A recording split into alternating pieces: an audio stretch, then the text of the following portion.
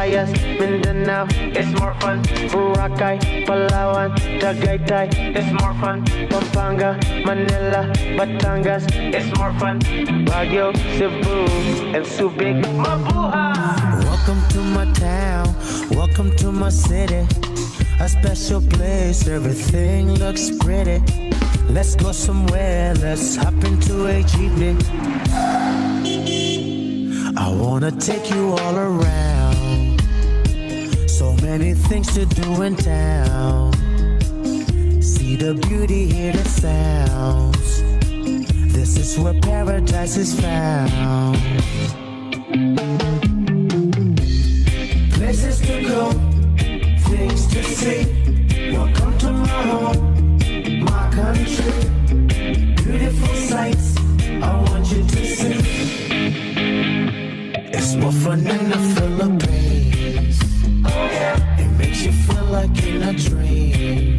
Oh yeah. It's more fun in the Philippines.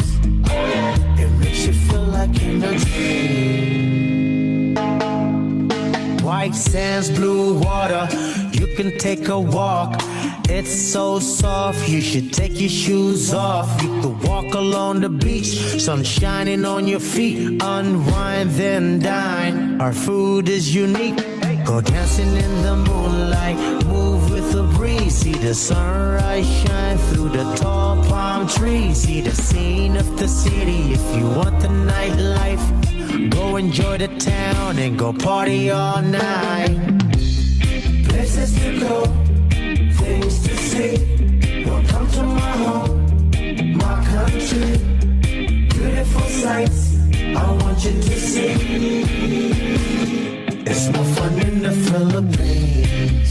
Oh yeah. It makes you feel like in a dream. Oh yeah. It's more fun in the Philippines. Oh yeah. It makes you feel like in a dream. Come and taste the food and enjoy the hospitality. Everyone is welcome, you are part of the family. We can go surfing or we can go diving. We can see the sights on all the different islands. Oh, it's a beauty, all the things you can see. So come to Mindanao and feel the unity.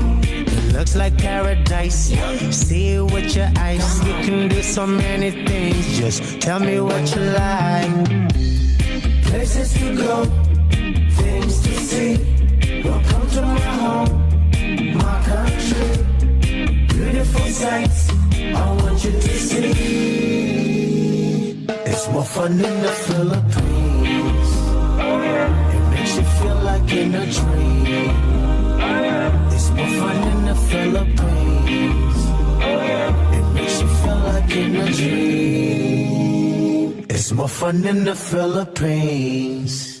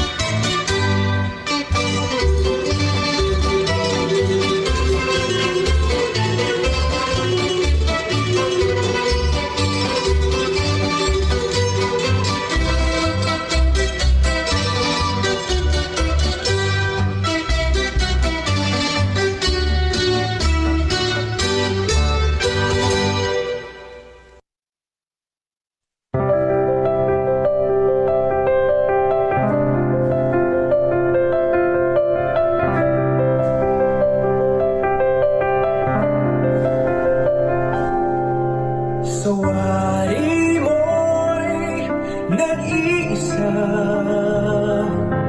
Lahat kanya-kanya, Ngunit di man nagsasama. kaya pang magkaisa. Isa sa pag-iingat, Isa sa ating dasal,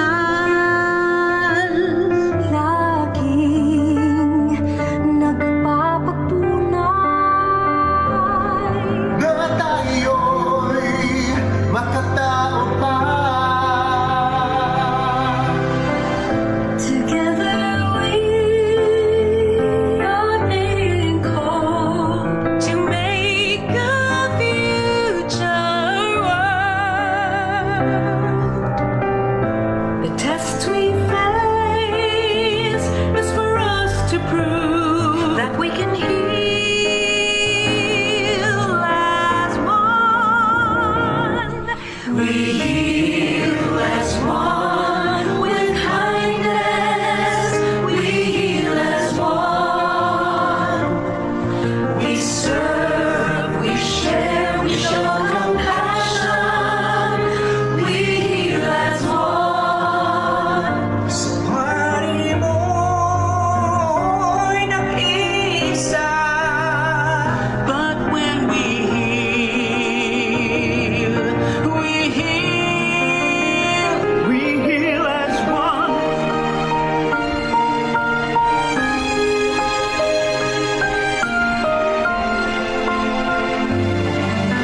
Isa sa pag-iingat, isa sa ating dasal, lahing nagpapatunay na tayo'y makatao pa. Together we are being called to make a future world. Test we face is for us to prove That we can heal as one. is when we heal as one. We heal as one with kindness. We heal as one. We serve, we share, we show compassion. We heal as one. Sa wari mo'y nag-iisa. But when we heal, we heal. We heal as one.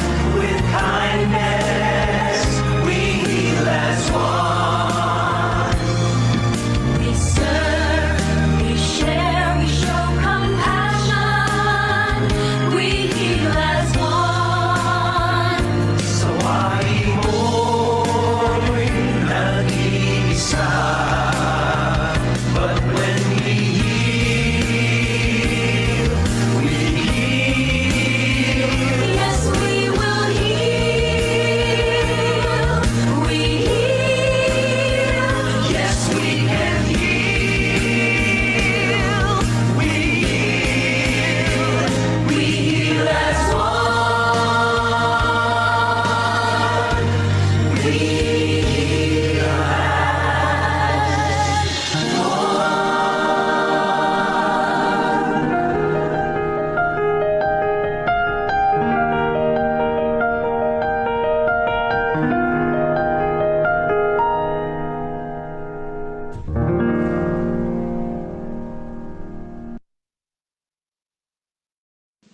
Mga kababayan, ang pambansang awit ng Pilipinas.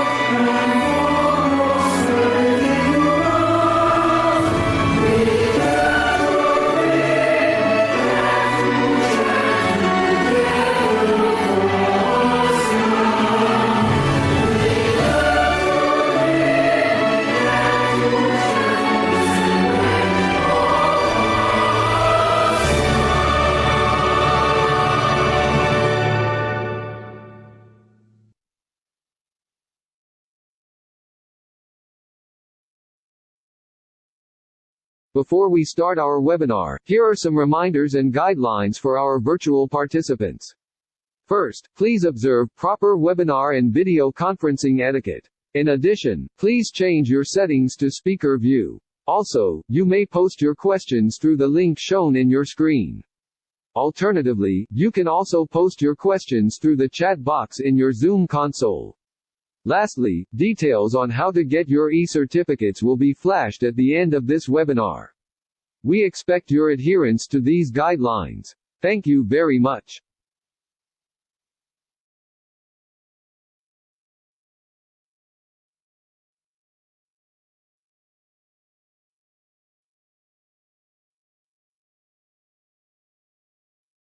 Greetings to our ASEAN medical laboratory professionals. The ASEAN Association for Clinical Laboratory Sciences warmly welcomes you all to its third international webinar.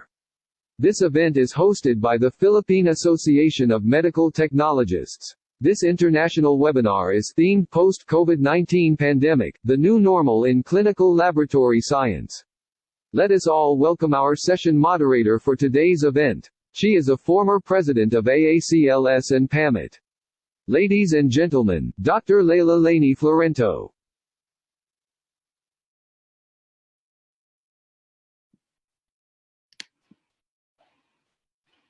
Good morning, everyone. Welcome to the participants of this third AACLS webinar. We have participants coming from Indonesia, from Philippines, from Malaysia, from Thailand, from Myanmar, and Brunei.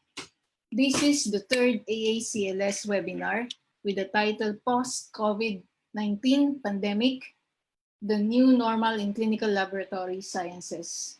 The AACLS webinar series has been initiated by the AACLS President Dr. Miswar Pata. The first AACLS webinar was hosted by Patelki Indonesia, and the second was hosted by MIMLS Malaysia. And now we are on the third webinar hosted by PAMET. The third AACLS webinar will discuss the new normal in the clinical laboratory science. Each representative member country will talk on different topics on how they are coping with the pandemic, their experiences, and what are their preparations for the new normal in the clinical laboratory. This webinar aims to learn from ASEAN countries what they are doing, how they are preparing the clinical laboratories for the new normal during post-COVID-19 pandemic, understanding approaches for the new normal in the clinical lab, increase efforts to contain and control the pandemic, and increase awareness of the medtechs or medical technologists in biosafety and biosecurity. Now, to start the program, may I ask the President of PAMET to give the welcome remarks, Mr. Ronaldo Puno.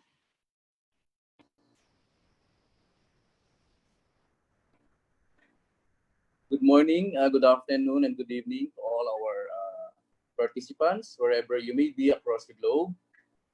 On behalf of the Philippine Association of Medical Technologists, I would like to extend our warmest and heartfelt welcome to over 3,000 participants across the world. And we apologize to those who were not accommodated in the official online platform due to some limitations.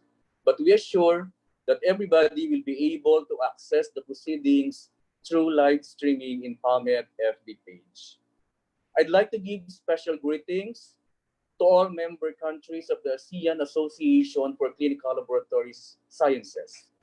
And let me thank AACLS through its president, Dr. Miswar Fatah, for giving PAMET the opportunity to host the third ASEAN webinar entitled Post-COVID-19 Pandemic, the New Normal in Clinical Laboratory Science. I also would like to convey our gratitude to the 4 invited speakers from Indonesia, Thailand, Malaysia, and the Philippines. These 4 high-caliber speakers will provide us with important insights on what we look forward and what we need to prepare as we gear towards beating SARS-CoV-2 virus, and they will be properly introduced later on. While the crisis is not yet over, far from it, it is important that we look into the scenarios that are expected to happen within the coming days, the coming weeks, or even months. It is imperative that we set our minds and our vision, what we expect to happen, and what the new normal will be that we need to live by. And definitely, things will not be the same again. There will be lots of adjustments, new protocols, new practices, and new ways to deliver healthcare services. But one thing is for sure, we as medical technologists or laboratory scientists will always be at the forefront to provide patient care, most especially during this time of pandemic. So let's brace ourselves with the new normal and help make this world a better place to live in. Let's not go back to normal because normal was the problem. So enjoy the webinar, have a good day, and good morning. Thank you very much. Thank you very much, Sir Ronnie. Now we go to the welcome remarks of the AACLS President, Dr. Miswar Fatah. Dr. Miswar. Thank you very much, Dr. Leila. Good morning, everyone. I'm very excited to meet online with ASEAN Clinical Laboratory Scientists today. Hello and welcome to the webinar, Third ASEAN Association of Clinical Laboratory Scientists. Thank you for taking time out and being here today. This is webinar we're talking about the post-COVID-19, the new normal in clinical laboratory science.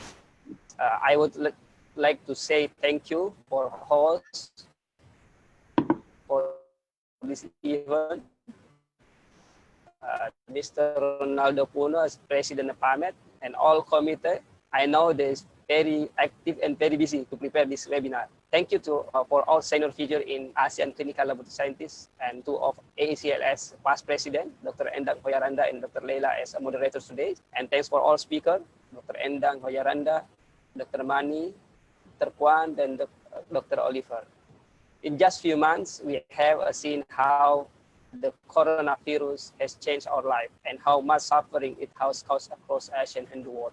The COVID-19 pandemic presents an extraordinary challenge that touch us all in our professional and personal life. Part of professional in laboratory medicines, we have critical role in fight this pandemic. Thanks for our participants who joined today. All clinical laboratory scientists in ASEAN, I hope you always be healthy to fight COVID-19. Enjoy this webinar. Thank you, Dr. Leila. Thank you very much, Dr. Miswar. Right, so now we start with our webinar. I will start introducing the first speaker. The first speaker is a friend of PAMET.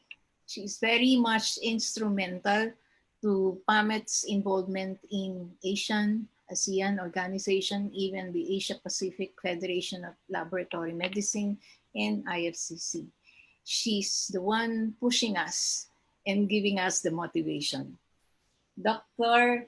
Endang Hoyaranda will talk about the next normal in laboratory medicine.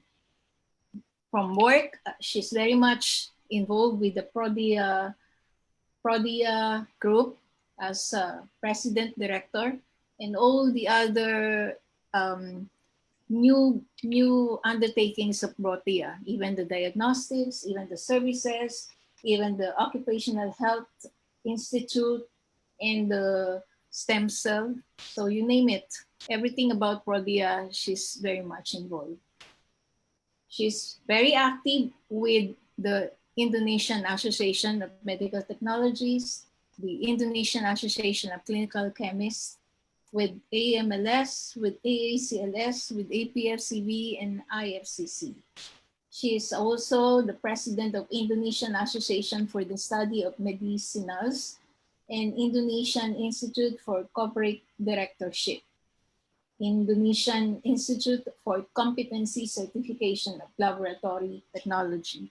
She received various awards and a well-respected person in our association for the medical technologies. Ladies and gentlemen, let us welcome Dr. Endang Hoyaranda. Thank you. Good morning, everyone. Good morning, Madam Chairperson. It's so good to see everyone again. And it's so wonderful that this technology we have today now enables us to have a meeting organized by the AACLS, hosted by PAMET, and then we have 4 speakers from our ASEAN who sit in their own rooms, but thousands of persons can see us and can follow this webinar. This is so wonderful, especially in this very difficult time. I'd like to thank you first of all for giving me the opportunity to talk to this webinar. And the topic given to me is the next normal in laboratory medicine.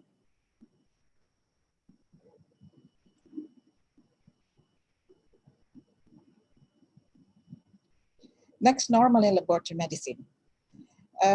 We're not talking about new normal here. We're talking about next normal. And I think this is totally appropriate as in laboratory medicine, perhaps we will see not just one new normal, but we have the next normal, and then we have another next normal, and then another next normal perhaps. And we as laboratory medicine practitioners are acquired to always follow the advances, always develop new things to cope with the situation. Now, if we start firstly with our history of pandemics, perhaps the most severe pandemic we have last 100 years is the Spanish flu, which happened in 1918 to 1920. We can learn a lot from this pandemic. So I'm going to talk a bit about this pandemic. What resembles actually between the Spanish flu and the current pandemic? Firstly, both were caused by novel germs. Later on, the Spanish flu was known to be the influenza. And now we know that COVID is not just an influenza, it is a respiratory disease. Both did not have drugs nor vaccines, although nowadays we are happy to have the repurposed drugs, which were used for other purposes and now can be used for COVID-19 with limited effectivity, but we hope to see more in the future. Both were also infecting a large number of population and have high fertility rates compared to the common influenza. And now this sentence in blue, this is a hope we always, all pandemics will end. But Spanish flu and this current pandemic also difference. First is that the modern medical advances did not exist at the time. So the germ which caused Spanish flu was identified years after the pandemic. I think it was around 3 or 4 years after the pandemic that the influenza virus was detected, identified. Secondly, the ability of researchers to discover technology to develop tests or drugs was not as strong as today. So now we hope that we can soon find a drug, we can soon find a vaccine for this pandemic we have now. Several researchers have claimed that perhaps they will come out with vaccines the end of this year. Several vaccines are now in clinical trials, so we are optimistic about pandemic being over and not as a long time as the Spanish flu. At that time, movement of people was also not extensive as today. People now are moving from one place to the other place within hours, while during the Spanish flu, the flu was actually transmitted from population to population by military troops, which were moving after the World War I. And nowadays, everyone is getting the COVID-19 just within days of movement of persons. One also different thing was that young people were more affected than the elderly in the Spanish flu. And that was, people think, because young people were not as much as exposed to other influenzas before, while the elderly were, so they had cross-reactivity, cross-immunity to the flu. And the death rate was much higher, although we don't know whether we will have the second wave or the third wave as the Spanish flu. We hope we will cope with it, but the WHO has warned the world now that we have to be very which is nowadays a danger to us. So the World Economic Forum platform also made some statements. Firstly was that the non-pharmaceutical interventions, such as social distancing, can have positive effects on the economy through limiting spikes in infections and avoiding mass casualties. They also stated that a study of the economic impact on the 1918 Spanish flu in the US has found those cities implemented early and extensive NPIs suffered no adverse economic effects over the medium term. And in fact, the Spanish flu was actually starting in the US, not in Spain. Why was it called Spanish flu? Just because Spain was the first country to publish, since they were a neutral country after the World War I, so they could publish the flu, which was already spreading around the world. A third statement from this forum was that cities that intervened earlier and more aggressively actually experienced a relative increase in real economic activity after the pandemic subsided. These are lessons we learned from the Spanish flu and which we were directly implementing at the start of the pandemic. There are 4 takeaways perhaps from the Spanish flu. First, the Spanish flu remains the worst in world's history by far.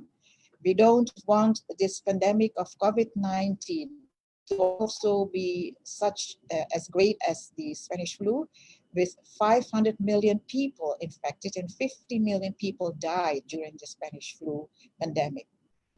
Second takeaway, differences. Testing did not exist, the cause was not discovered, Spanish flu was more infectious, caused symptoms much faster and was far more deadly, and Spanish flu targeted the young more than the elderly. Third takeaway, despite the differences, the parallels are that no vaccines for both, no treatment for the disease, and besieged healthcare systems at that time and nowadays also. The fourth takeaway is that in both pandemics, the most effective immediate response was and is social distancing. This is a very important lesson we learned. While in 1980, it was just crowding control. They did not know that 1 meter or 2 meters from each other would do good for preventing this disease. So these are the 4 takeaways from the Spanish flu. And the Spanish flu tells us that social distancing works. And it works best if we act early, act fast, and stick together. And we as laboratory medicine practitioners are the ones who can go at the forefront to promote this, to urge people to do this. At the aftermath of the Spanish flu, what did improve? They had enormous improvement in public health. They had a lot of health education aftermath. They had isolation, sanitation, and a lot of surveillance. All these 4 are lessons learned from the Spanish flu, which are still implemented today to stem the spread of a disease that has a heavy burden. So in that sense, actually COVID-19, people say this is an unprecedented pandemic, but if we look at the Spanish flu, it is not really unprecedented because we have learned a lot from all the pandemics earlier, especially from the Spanish flu 100 years ago. And Spanish flu has learned us valuable lessons which were directly implemented in the COVID-19 pandemic, helping the world to cope better and to make faster decisions. And this is something we cannot forget because those who forget history are doomed to repeat it. So pessimistic people sometimes tell us that COVID-19 will never leave us. But as we have seen in the previous slides, we are optimistic that COVID-19 will end. And we, laboratory medicine practitioners, are persons who can take a big role in ending this COVID-19 pandemic. How? We can discuss this afterwards. If we look at all the pandemics, the major pandemics, which has been occurring since the Spanish flu until now, we had the Asian flu in the 50s, we have the Hong Kong flu in the 60s, and then the HIV at the 80s, which is still present nowadays. The only one present, and with MERS. And we have the swine flu. We had the swine flu in 2009. We had the SARS at 2002. We had the Ebola and MERS 2015, which is also not really vanished, but it has been limited to some areas only. And now we have this COVID-19, which is affecting the whole universe. And we are expecting that hopefully by 2021, early 2021, or perhaps in our region, we can have it in a little bit later period, that we will have the vaccine available. And after the vaccine is available, the world will be vaccinated. And then after that, we will see that COVID-19 will disappear. Now, what emerged during the COVID-19 pandemic. Before COVID-19, according to the CDC, 14 billion lab tests are ordered annually, and 70%, now this became the 70% claim, and 70% of medical decisions depend on laboratory results. That means that laboratory professionals play a vital role in healthcare and patient advocacy. And nowadays, during this pandemic, laboratory medicine may have played an even bigger role in clinical decisions. So this COVID-19 has only confirmed the claim that 70% of clinical decisions are based on laboratory results. I hope that we are all aware of this claim, that we are all aware of this important fact that laboratory medicine practitioners are so important in doing the best for this COVID-19 pandemic to get over. If I can have several points on what the next normal will look like in laboratory medicine, I had chosen 11 points. Firstly is that many diagnostic tests will be related to COVID-19 in the next normal. Secondly, stringent safety measures will be practiced at least until global vaccination is accomplished. Thirdly, patient handling reception and phlebotomy may need modifications. I will talk a lot about this all afterwards. IT will play more significant role. Telehealth will be the method of choice in delivering laboratory expertise. Laboratory workflow may need adjustment to comply with safety measures. Supply chain constraints will drive modification and workflow and expenses and will need more stringent planning. There will be shift of expenses. Researches are of ultimate importance. Continuing education will be performed in a different way, avoiding travels. And laboratorians need to take initiatives to educate healthcare team and public. Now we go one by one a little bit about the new testings and panels. As the COVID-19 will stay with us for a long time, we think that many patients will be tested for their own diseases, but also related to the COVID-19.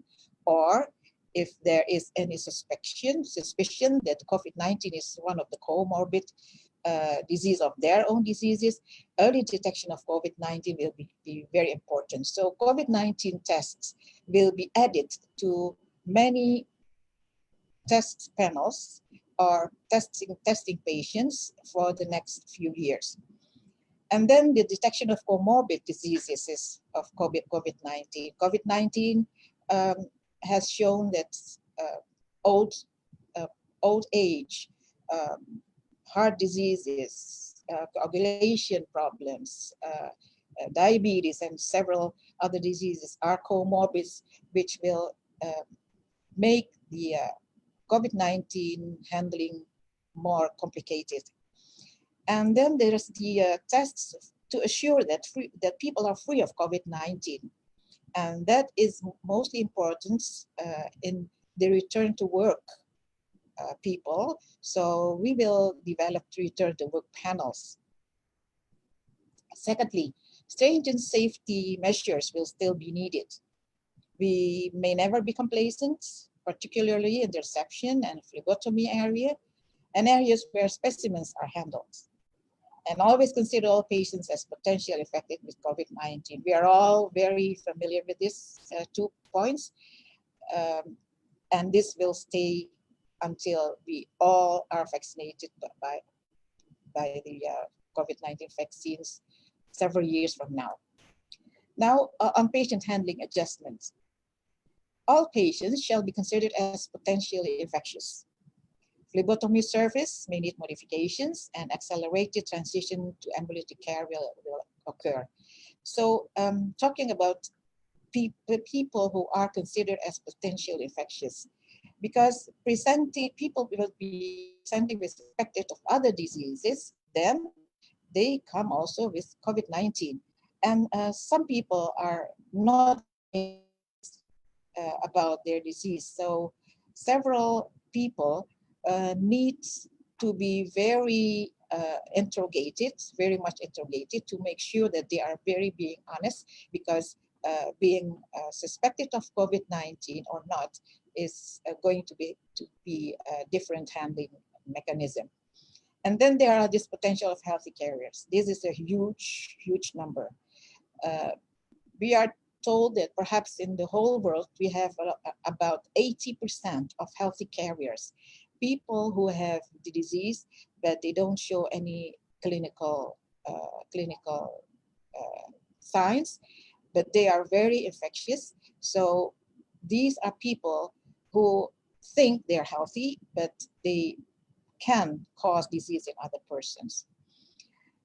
Secondly, the phlebotomy surface. People are afraid of going to hospitals. People are afraid to go to laboratories. So dedicated phlebotomy area for the suspected and outdoor phlebotomy curbs, as well as drive-through phlebotomy and mobile phlebotomy, will be our methods of choice to make people comfortable and to remain our safety precautions in our place. This is a picture of what they are doing, what they are promoting in the John Paget Hospital in the UK. So they're promoting on their website about the safety of their phlebotomy area. But we have seen also a lot of drive-through phlebotomies and mobile phlebotomies. Now, since the COVID-19 will make the transition to ambulatory care more than people hospitalized, home phlebotomy will also be one of the choices for convenient phlebotomy processes. The fourth is the role of IT. Because less movement of people is occurring, and it will stay, and we will avoid crowds. So the role of IT in the healthcare industry is and will grow even more as the main means for communication, because people cannot communicate or will be limited to communicate in a physical presence. And then because of that, communication between team members, between patients and their medical providers, between separate medical facilities will be more IT based. And the impacted functions will be mostly on patient registration, results delivery and consultation, instrument maintenance, etc. And then because of that too, we have to be very, very careful of cybercrime and ransomwares. So we need to improve our cybersecurity, because people are doing things at home. Many people don't have anything to do. Many people don't have money. So people who have the ability to go into cybercrime and make some ransomwares, these shall be very, very cautioned with. And then we will see telehealth. Sorry.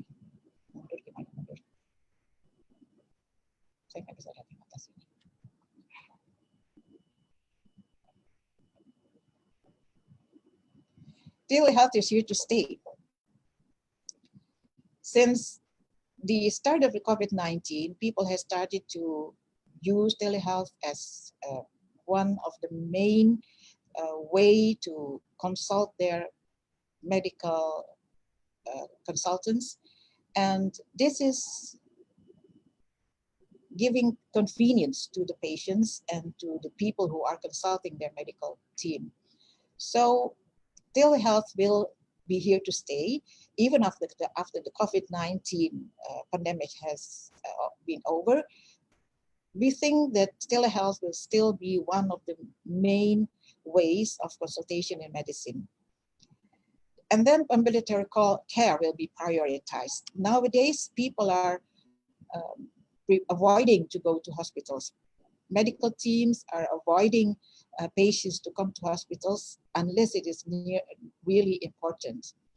And Rick Penning from Health Partners in the USA in the webinar several days ago said that 35% of visits are expected to remain as video visits.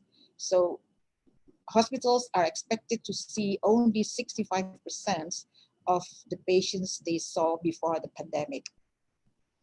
And then all will be supplemented with artificial intelligence and phone-based diagnostics and other virtual patient engagement platforms. And then licensing third-party telehealth services or solutions versus building own offerings will be a priority.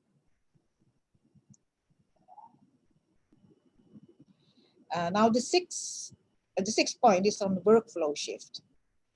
Workflow will have their new prioritization.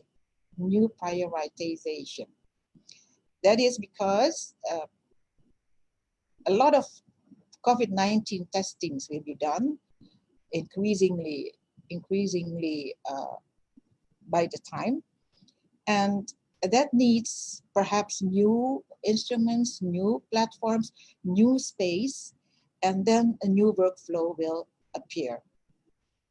There will be a change in prioritization of tests because people who are presenting in the hospital and going to be treated for some diseases perhaps will be tested for COVID-19 before they are admitted. So this is going to be a priority of tests in the hospitals and in other laboratories as well. And then we will have these divided shifts as distancing considerations. In the past, perhaps we had 1 shift, 2 shifts, and now and next normal, we will see that 3 or 4 shifts will be implemented because we need to keep the distancing consideration in mind. And then everyone wants to be tested. You see in your family, you see in your friends' environment that everyone wants to be affirmed that they are not having COVID-19. So this is going to increase a lot of tests, which is actually good for our work.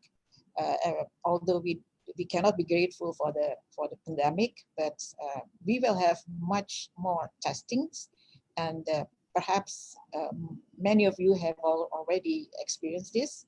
So we will see a lot of increase in volume tests for COVID-19. Now we only have only limited markers for COVID-19, but in the future we will see more markers coming up. We just learned that FDA has approved the first antigen tests already to be used in the US. So we can see that in the near future, we will have a lot of markers for COVID-19. And then there's this supply chain challenges, because transportation is still difficult, and every part will need to make themselves secure about the sanitation, about the cleanliness of the things they are transporting. We will face supply chains, or we have faced supply chain challenges, which is not going to end until we are very sure that COVID-19 is not going to infect us again. So we will need perhaps more platforms than just one to make sure that if one supply chain has a defect, another supply chain will work. So this is causing all laboratories to have a workflow shift to adjust with the new situation. 7th is the supply chain in the next normal. Forwarding of goods is taking longer times. Delivery of goods will need more safety procedures. Planning of logistics take longer time spent into consideration. And we have to be prepared for shorter shelf lives of chemicals and samples, because they come in very late in our laboratory and they have only a limited time to be used by us.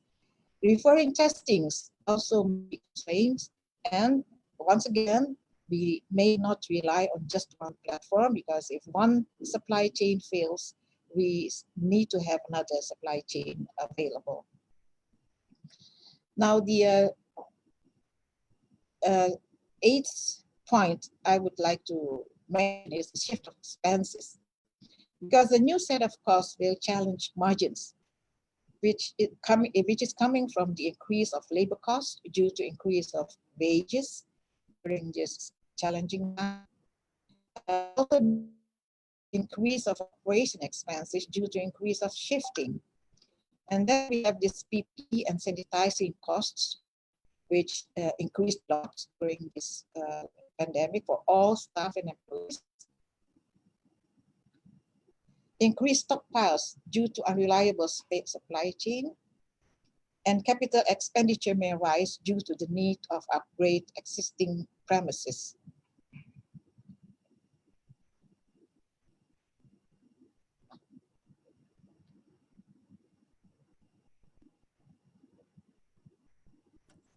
Now, this is a very important point I would like to raise.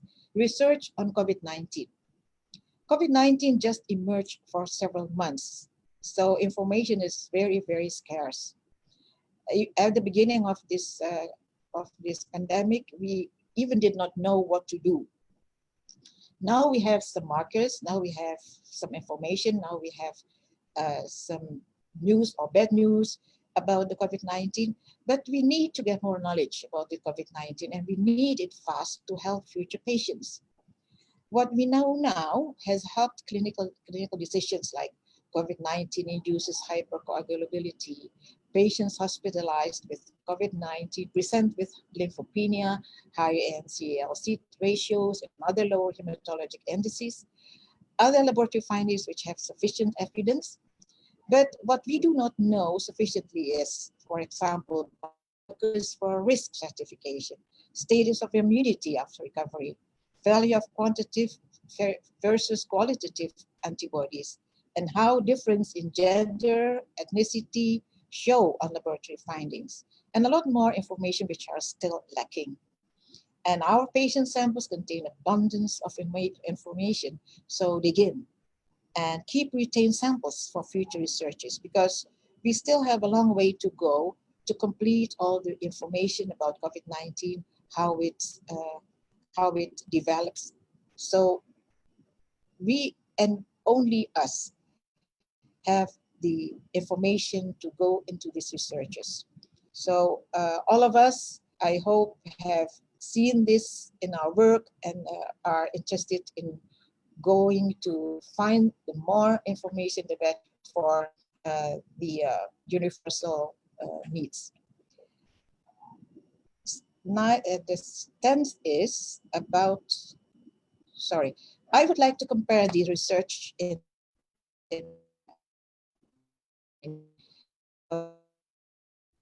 hopefully coming in the future with the hepatitis B immunology story.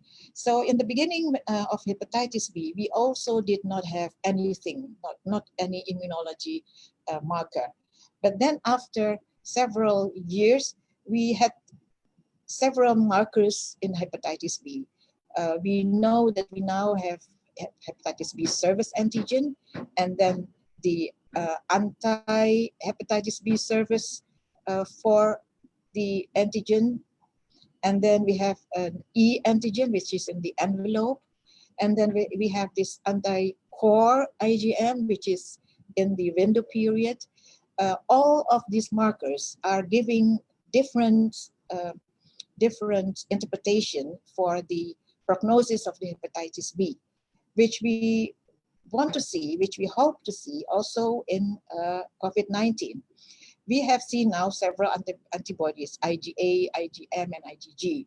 What we hope to see is this antibody, the IgG-RBD, which is hopefully to be the antibody of the sign of immunity for patients recovering from COVID-19. We now don't know whether people with IgG really have immunity, but we hope that one of these markers may be developed to become one of the immunity markers.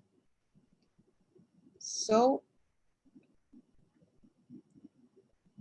there are some laboratory tools we are waiting for.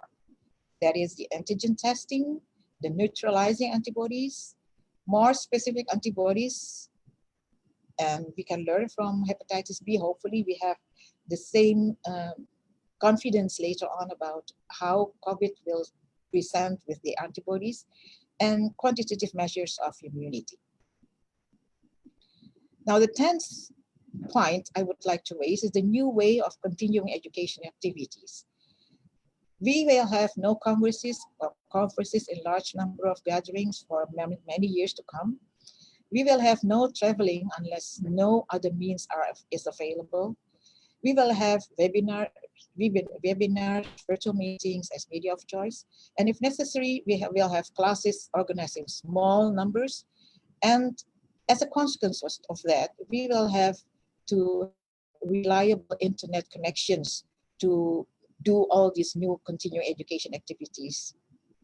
Now, the last maybe is the most important of all the points is that we have the responsibility to educate healthcare team and the public. Because once again, remember the 70% claim that many clinical decisions rely on laboratory results. We, the laboratorians, are the most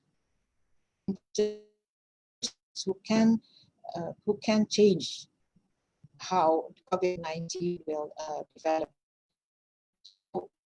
Current laboratory results are difficult to interpret, but we will hope for more laboratory tests to emerge in the near future, and the laboratorians are responsible to drive the narratives. We have seen that interpretation of tests, interpretation of the only limited tests we have, are so going awkward.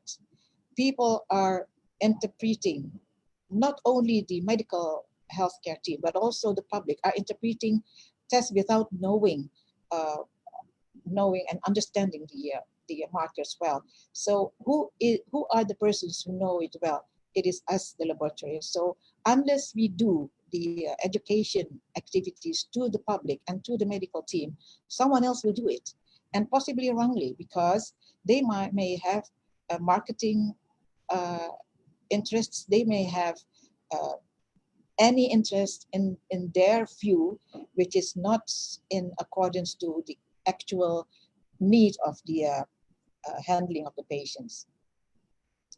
So planning and preparation is key, because we know that the second wave of COVID-19 is lurking, as the WHO has already warned us. So we need to be prepared and we need to plan. We need to have clear procedures for emergency situations or flares of pandemic. So prepare is the best thing to do to prevent and to avoid negative results in the future. But then the critical role of teamwork is of most critical need. Working together reduces the number of errors, that we know.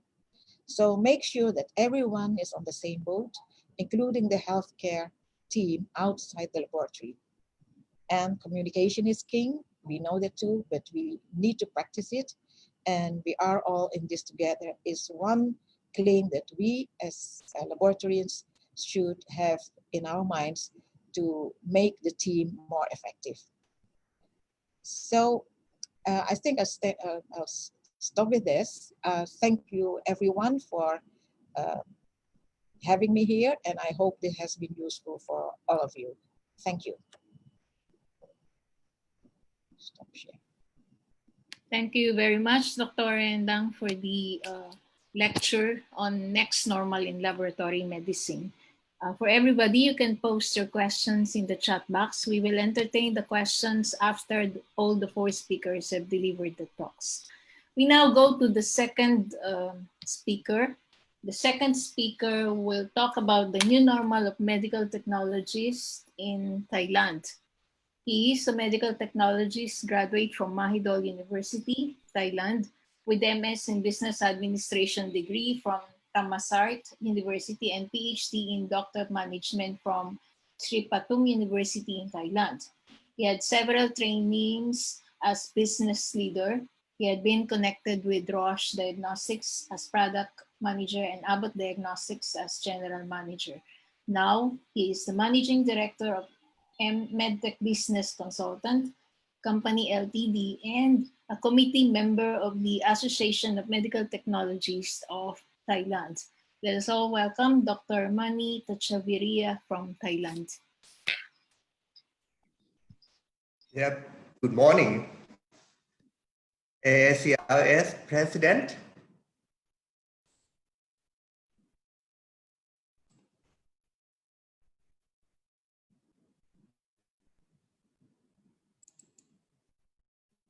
Can you see my slides, right? Yes, Dr. Mani. Yep.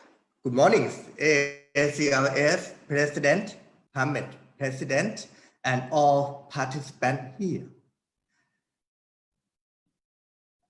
It's my honor to be a speaker of this webinar today, and thanks AACLS and PAMET inviting me to be a speaker in this meeting. And this is my first time to talk with the computers like this in the webinar.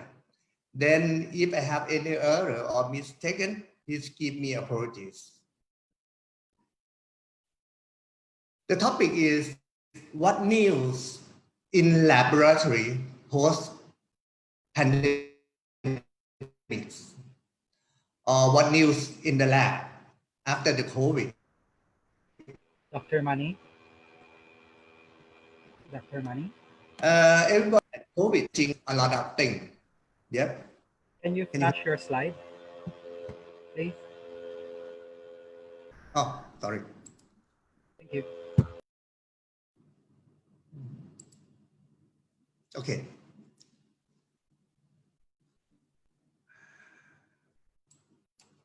Okay. COVID-19 changing a lot of our living style, living pattern of life. I believe all of us have the experience of the lockdowns at home for a couple of weeks or a month. We cannot go anywhere. Or if we go to anywhere, the mask, we need to go to the app, check in, where did we go? Also wash the hand properly. Then it seems like COVID and also in the lab workflow. Before I go to the lab workflow, something like that, may I walk you through about the Thailand healthcare fact. Thailand, we have the populations about 68 million people. This is the official one. Maybe include another 10 million of the unofficial population. It is like our neighbors' population people. Our GDP is quite small, only 2.5 to 3%. Unfortunately, this year, because of the COVID, our GDP will be minus about 5%. Our population still be increasing because the birth rate is higher than the death rate. The birth rate still be about 1%.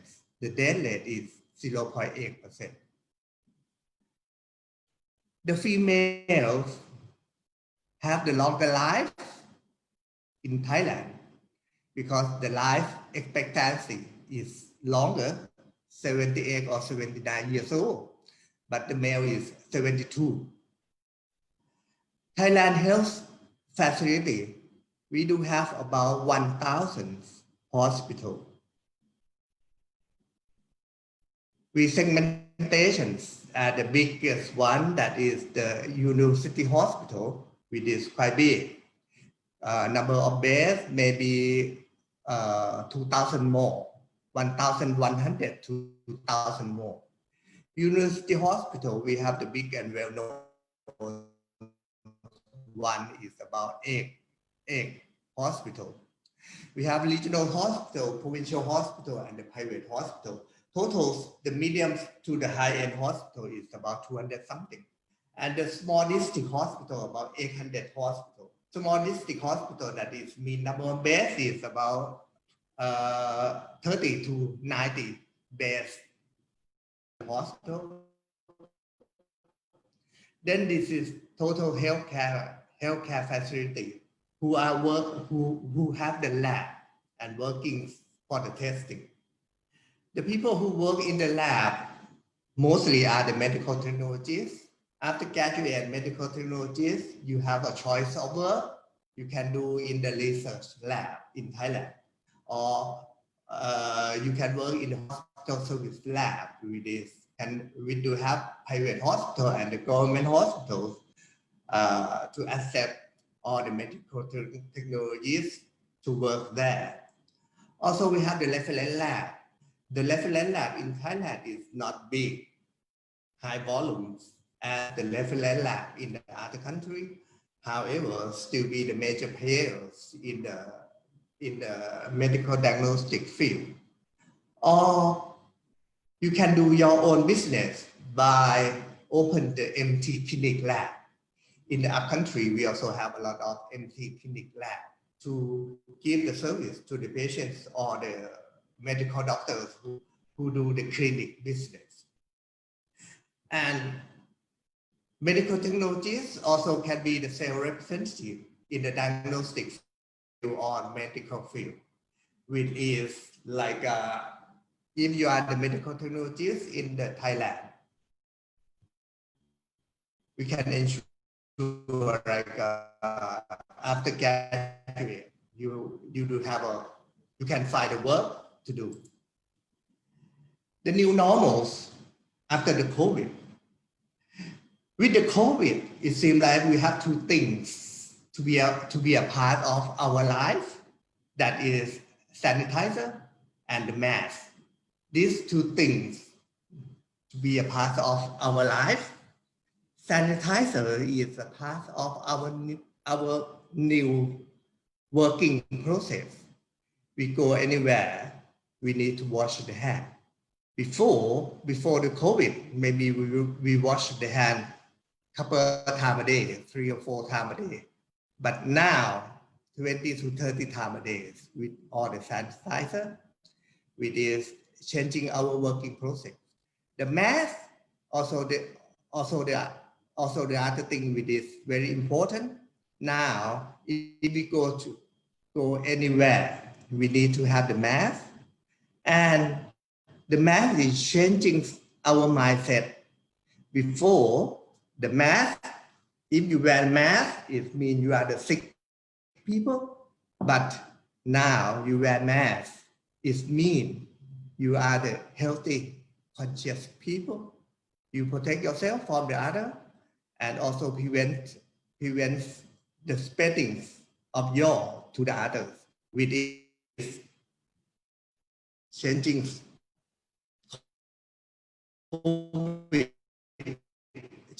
our working process and the mindset. Let's see what the COVID changing the working process in the lab and the mindset of the medical technologists. I will walk you through all. We start with the working process. When we talk about the working process in the lab, it means pre-analytical, analytical, and the post-analytical part.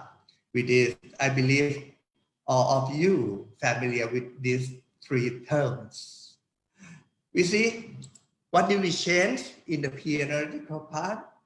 Pre-analytical part, that is mean the process from the sample, collect the sample, and before going to the analyzer. For the pre-analytical process, the most important that is the phlebotomy part, which is drawing the sample, drawing the blood from the patient. With the process of drawing the blood from the patient,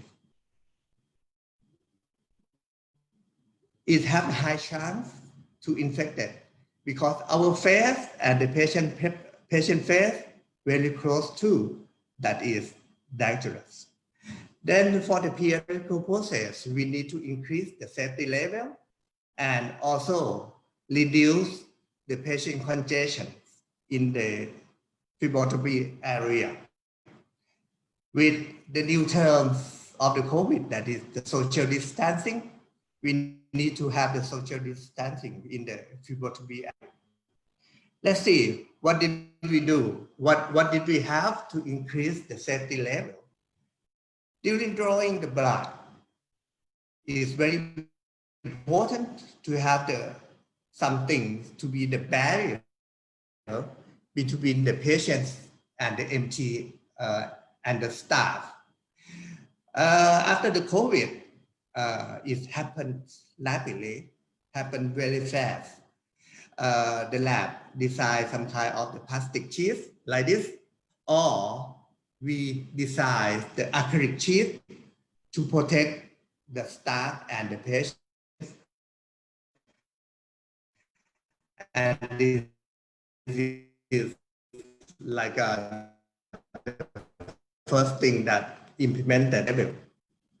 There are other things like the people, the staff, before the COVID, they need to have gown and clothes.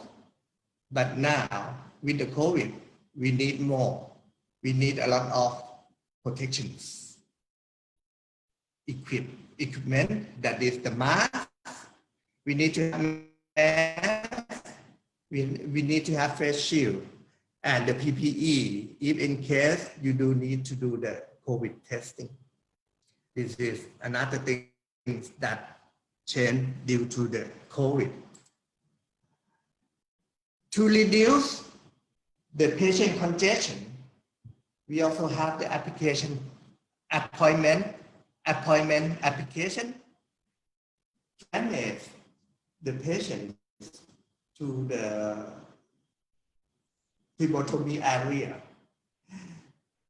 And we also separate the patient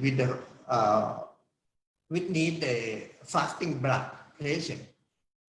We book it in the early morning. For the non-fasting blood patients, we book it in the later, maybe in the afternoon, something like that. Then we can reduce the congestions of the patients in the lab area, in the sample collection area. And this is related with the IT. Actually, this kind of thing is supposed to, in the transformation plan of the lab, maybe a couple of years to implement it. But because of the COVID, this kind of thing happened very fast. And this should be the new normals of the lab for the future too. Not just only the appointment app, we also have the MT delivery. We deliver the medical technologies to the community area, to the residential area, to pick up the samples of the patient. And this kind of thing needs a lot of some kind of the management. We send one MT people to the communities, to the residential area, to do the blood collection. Maybe the patients 10 to 15 people. This is also reduce the patient congestion. We send one people out, then the patients 10 to 20 people have not to come to the hospital. When they come to the hospital, they also have the list of the transmitted. The same as Dr. Endang said. The COVID patient, they have no symptom.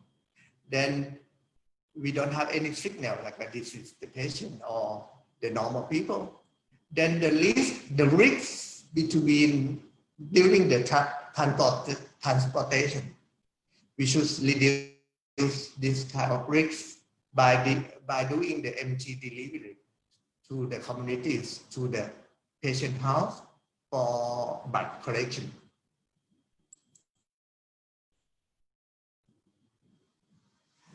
The other tools that we have, I mentioned earlier, like we have the MT clinic lab. We did satellite around the country. Then we appoint the accreditation MT clinic lab to be the network. They are allowed to do the testing for the patient or do the sample correction and send to the hospital, send to the government hospital for the testing. And with this kind of network, we also work with the Ministry of Public Health, like the MT Clinic Lab can charge, can reimburse all the expenses to the Ministry of Public Health or reimburse to the government hospital for the sample collection and for the testing. This is discussing like a new implementation.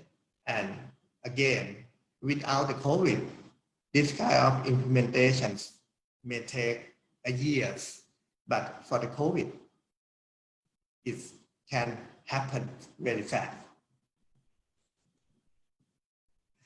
That is the analytical part. That is pre-analytical part. In terms of the analytical part, also very important. COVID is the new things. Then the medical technologies, we need to learn more about the COVID detection.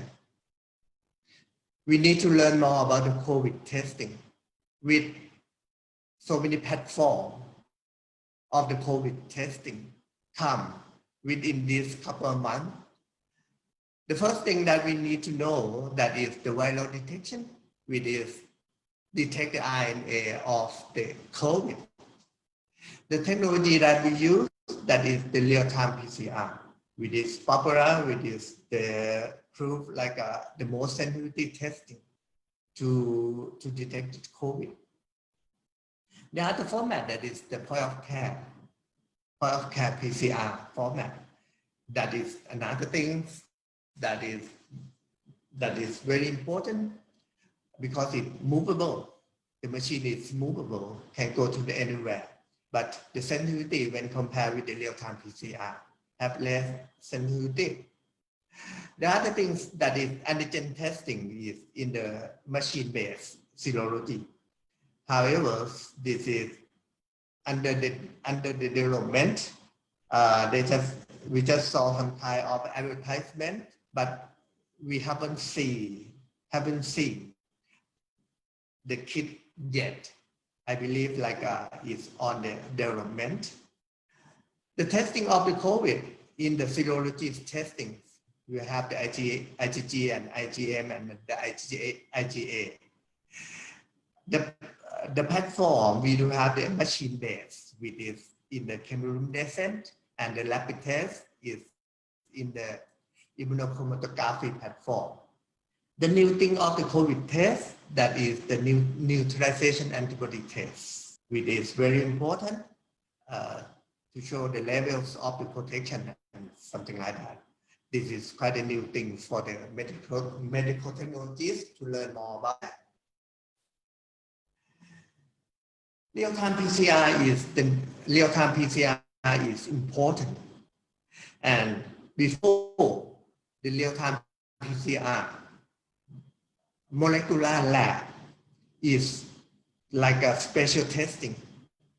Just only some big hospital that have the molecular lab, which can do the real-time PCR. But for the COVID, the government, the MOPH, Ministry of Public Health, have the announcement, have the plan to increase to perform the real-time PCR.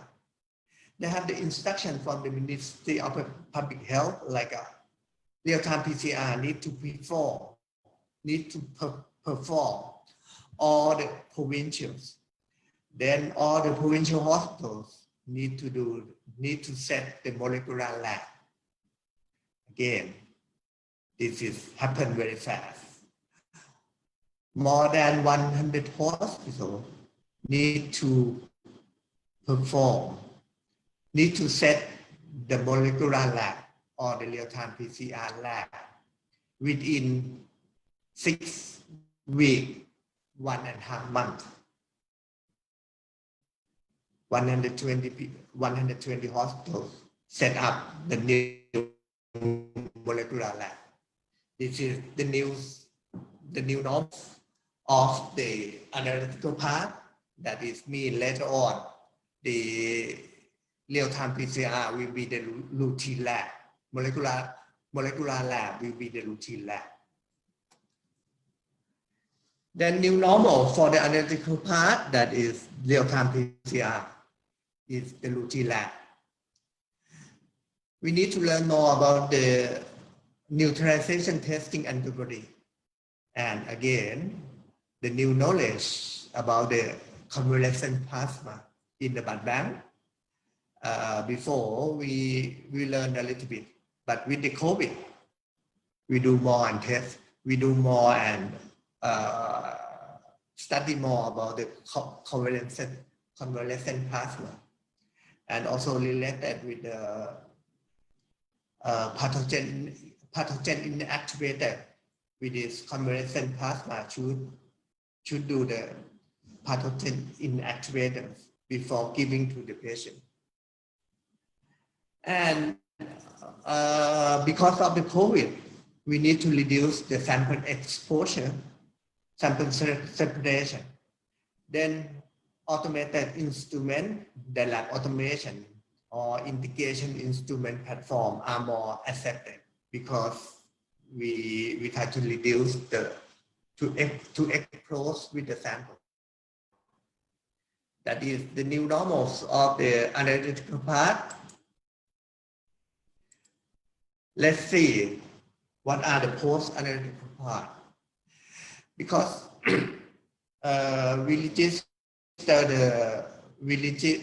do have the app to register the patient.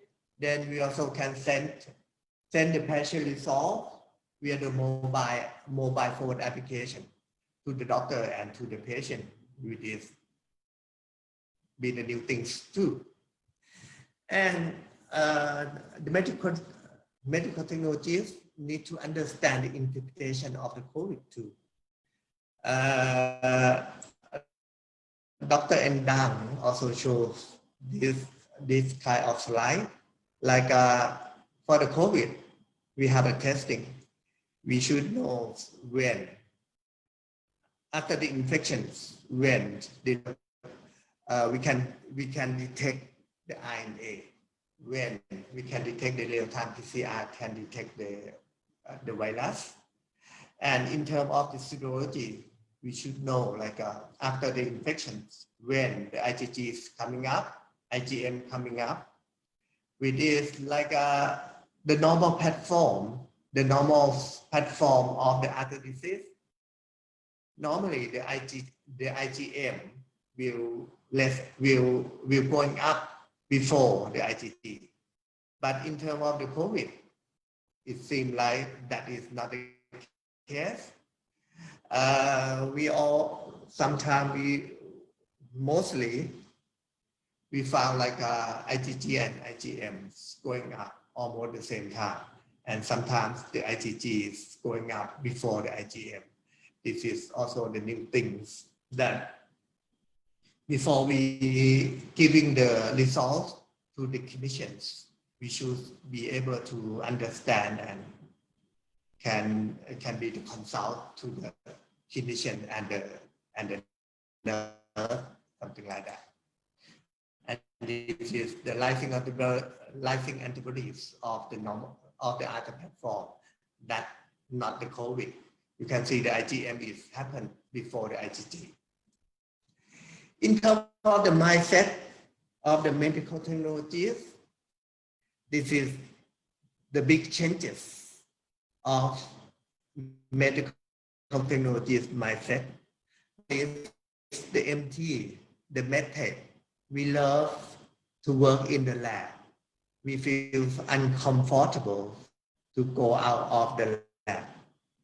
But this COVID, during the pandemic of the COVID, the clinicians also very busy. The nurse also very busy.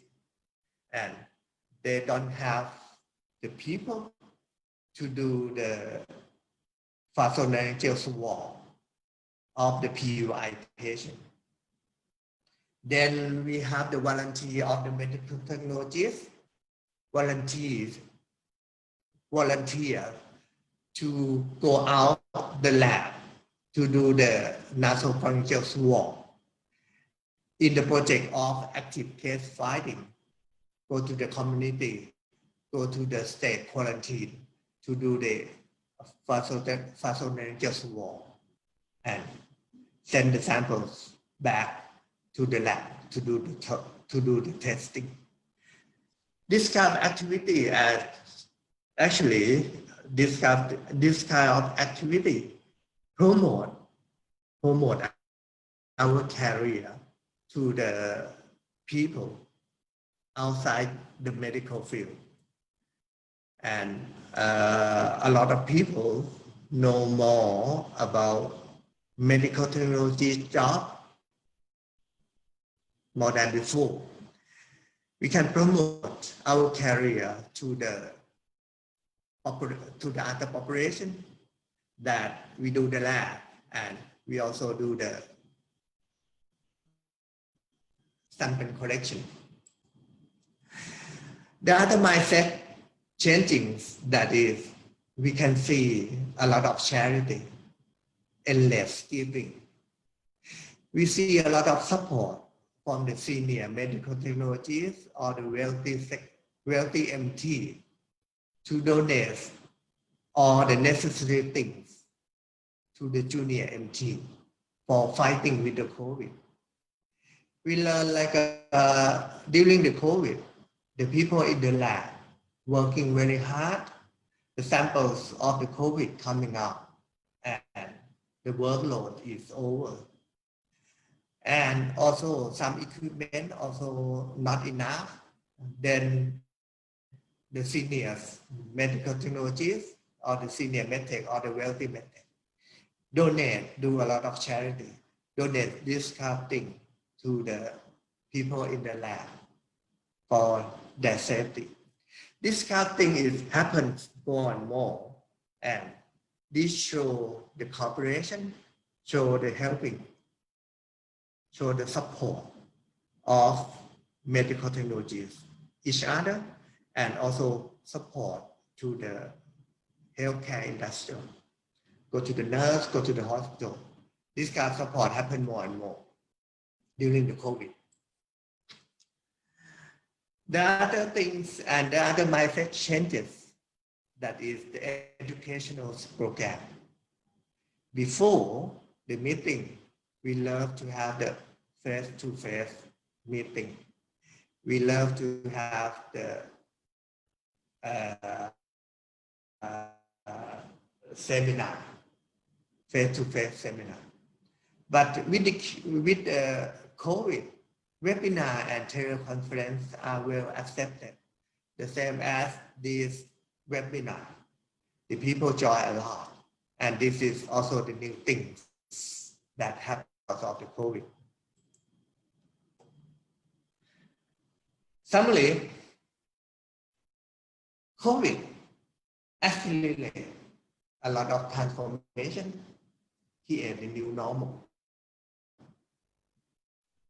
The transformations or the new thing to do, actually, we also have the plan, but everything happens very slow. Everything happened slow because of a lot of limitation. The government no budget. The people is not willing to share. They are like to be in the comfort zone. But with the COVID, accelerated this change a lot and very fast. I believe, from my opinion, this kind of change is the good for our career, for our medical technologies, for that. Then the lab working process and also the mindset of the medical technologists who work in the lab.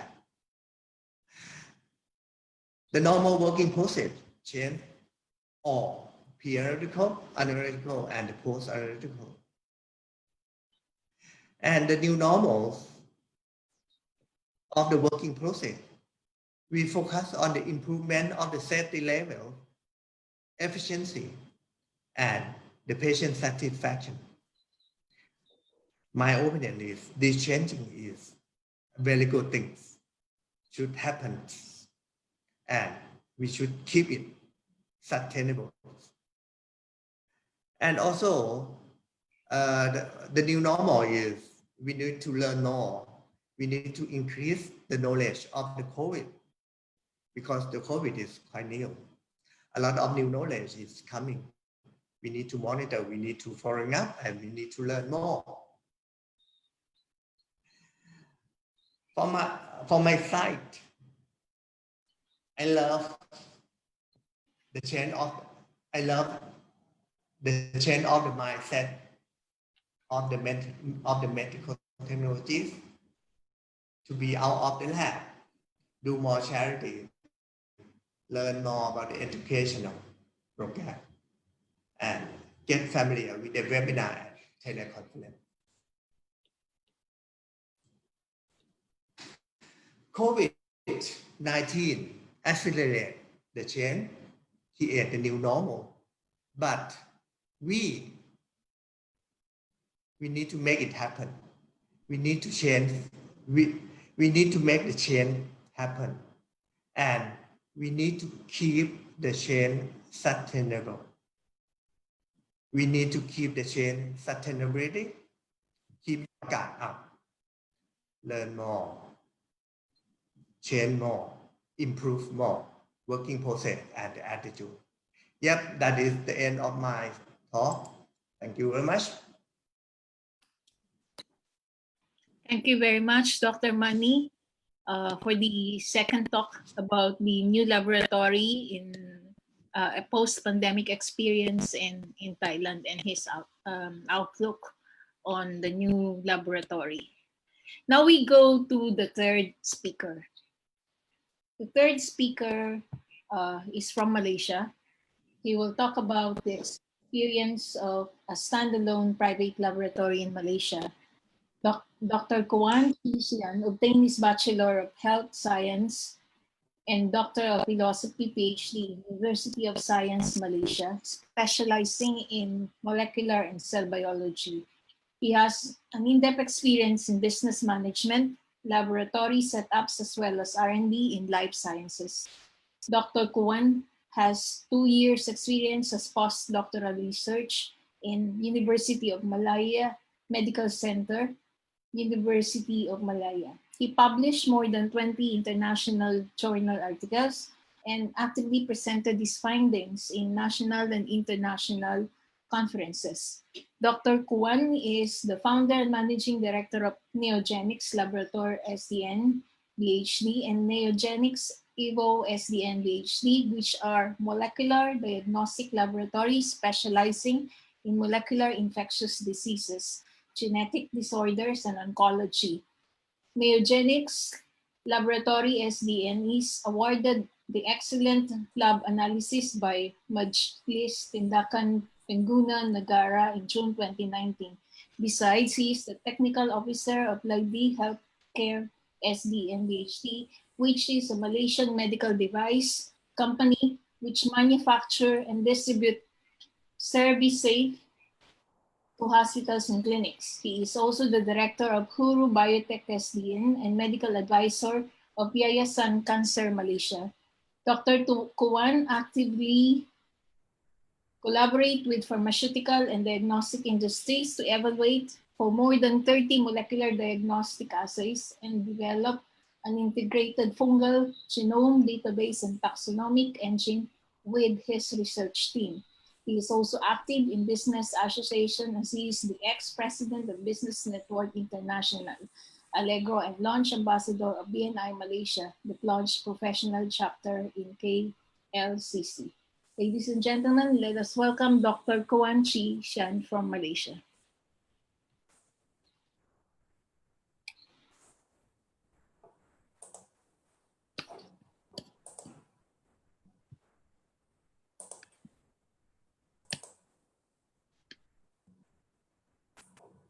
Hi, good morning, everyone. You all can see my slide? Yes, Dr. Kon. Okay. And thank you very much. And it's my honor to have me here to share some of my experience setting up of the COVID-19 testings in one of my labs. So coronavirus, I think the COVID-19 is caused by a new coronavirus. And we know that the coronaviruses are evolved single-strand RNA viruses that can infect a wide range of the hosts.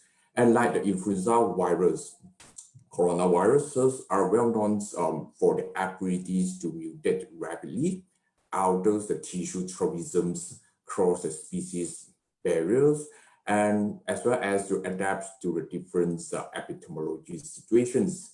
Since 1916, there are around 6 human coronaviruses, including the 4 common ones, known as the OC43, SKU1s, and L63s, as well as 229Es, and another 2 is more serious, like the SARS-CoV and the MERS-CoV.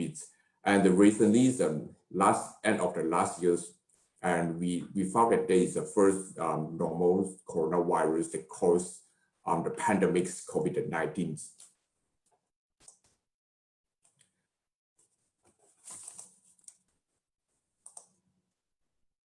So this new virus first visited to Malaysia in end of January.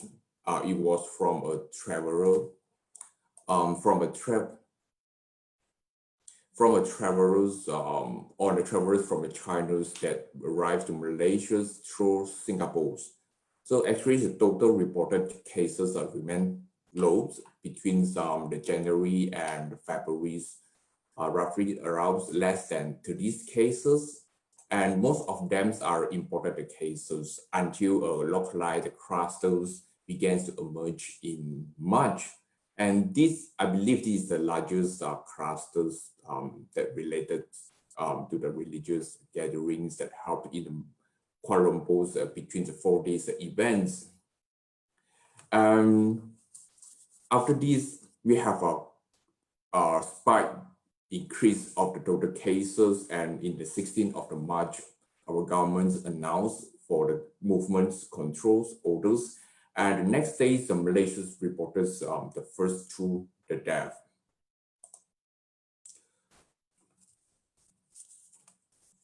So the rapid diagnosis of the COVID-19 infections is cornerstones of the disease controls, and it depends on the several criteria, including the case history, clinical symptoms, serology, molecular diagnosis, as well as some CT scan imaging. So during these pandemics, actually there are 3 types of the testings in Malaysia. And in Malaysia, actually governed by a medical device authorities. So all the testing have to be registered and approved by the MDA so that all the kit reagents can be imported to Malaysia and used by the hospitals and all the labs. So each categories of diagnostic, the tests have its own unique roles in fight against the virus. And we know that the diagnostics test is the pillars of operations to respond to fight the COVID-19. And here we have 3 types of the testings, the serology, the testings, using the antibodies, rapid antibody test. To detect the presence of the virus, we have real-time reverse transcriptase, the PCR, to detect the genetic material of the virus. And another one also detect the presence of the virus through the antigens, is something like the rapid antigen kits. So both of these nucleic acid detections and antigen detections, we need to use the 2 different types of specimens, nasopharyngeal swabs and oropharyngeal swabs. So at difference compared to antibodies, the virus detection is to detect active infections through either the fragment proteins, from the antigen detections or from the RNAs of the virus. While the antibody detections is to look for antibodies for the virus, help to identify the antibodies, the individuals who have developed an adaptive immune response to the virus as a part either the active infections or the prior infections.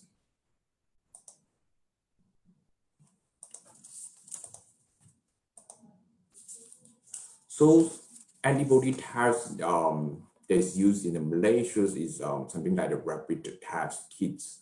So in Malaysia, the MDA has approved 5 kits in the Malaysia, such as the Lions, Runs, One4, Rexams, Stantacus, and Hugens. These are the 5 kits that are approved by our Ministries of Health to detect the patients whether infected by the COVID-19. So this is one of the guidelines, the flow chart or the guideline to detect for the workers whether they have the infections before they're returning to the work in the construction site industries. This is one of the guidelines. So for the antibody testings, so if antibody results show the positive, then they need to be reconfirmed by the PCR test using the nasopharyngeal and the oropharyngeal swabs. And after confirms positive by the PCR, then these patients have to refer to the hospital for the treatments.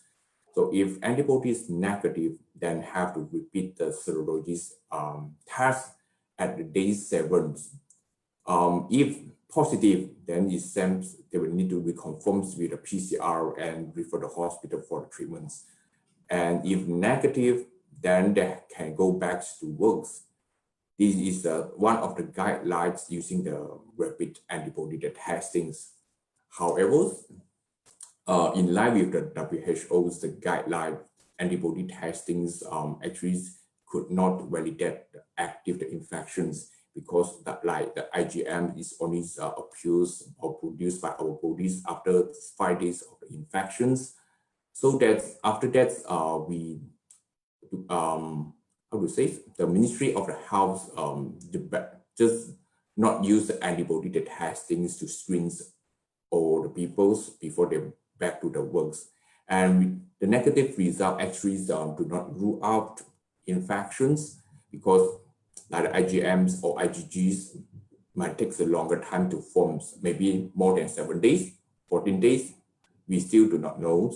And the virus could have some minor mutations so that cannot recognize by the antibody screens for the test. And there is also the high chance of the false positives that can cross reactivities with the antibodies that prevent infections, like they can cross reactive with other coronaviruses. So after that, our Ministry of Health suggested that these antibody tests can only be used for the epidemiology studies in the communities or among the targeted groups, like group of the workers.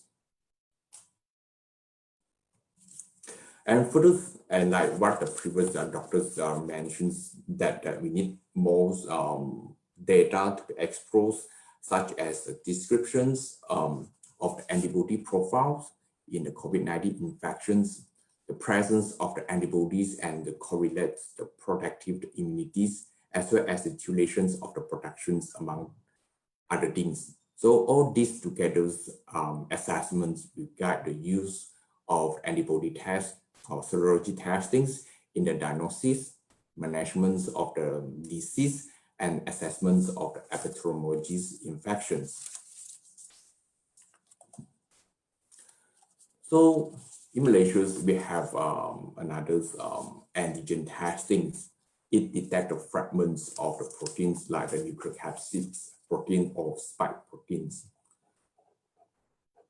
So in the US, the FDA has approved one of the COVID-19 antigens called the Sophia, the true SARS-2 antigens. And in Malaysia, our Ministry of Health have approved one of the rapid antigen tests from a brand of the SD, the biosensors. So one of the advantage of the antigen testing is speed of the test, can provide a result within the minutes, but antigen tests may not detect all the active infections as they do not work the same ways as the PCR test. So these antigen tests are very specific for the SARS-CoV virus, but not as sensitive as molecular PCR tests. So what does it mean? So it means that the positive result from the antigen testings are highly accurate, but there's also the high chance of the false negative. So the negative, the result do not rule out the infections. So one of the evaluations done by the Ministry of Health showed that the sensitivities is around 84.4%, but the specificity is 100%. So with this in mind, the negative result from antigen tests might need to be confirmed with the PCR test before we make any treatment decisions or to prevent the possible spread of the virus due to the false negative.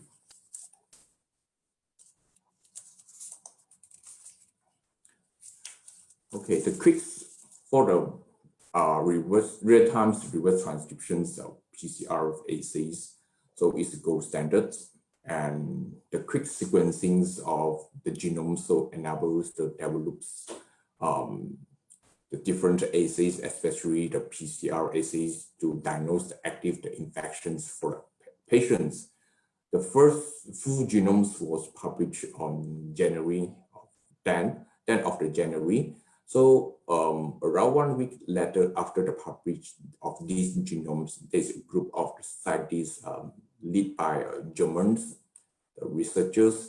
They will release the first diagnostic protocols, and these PCR-based protocols are then selected by the WHOs. So these assays are targeted on 2 genes.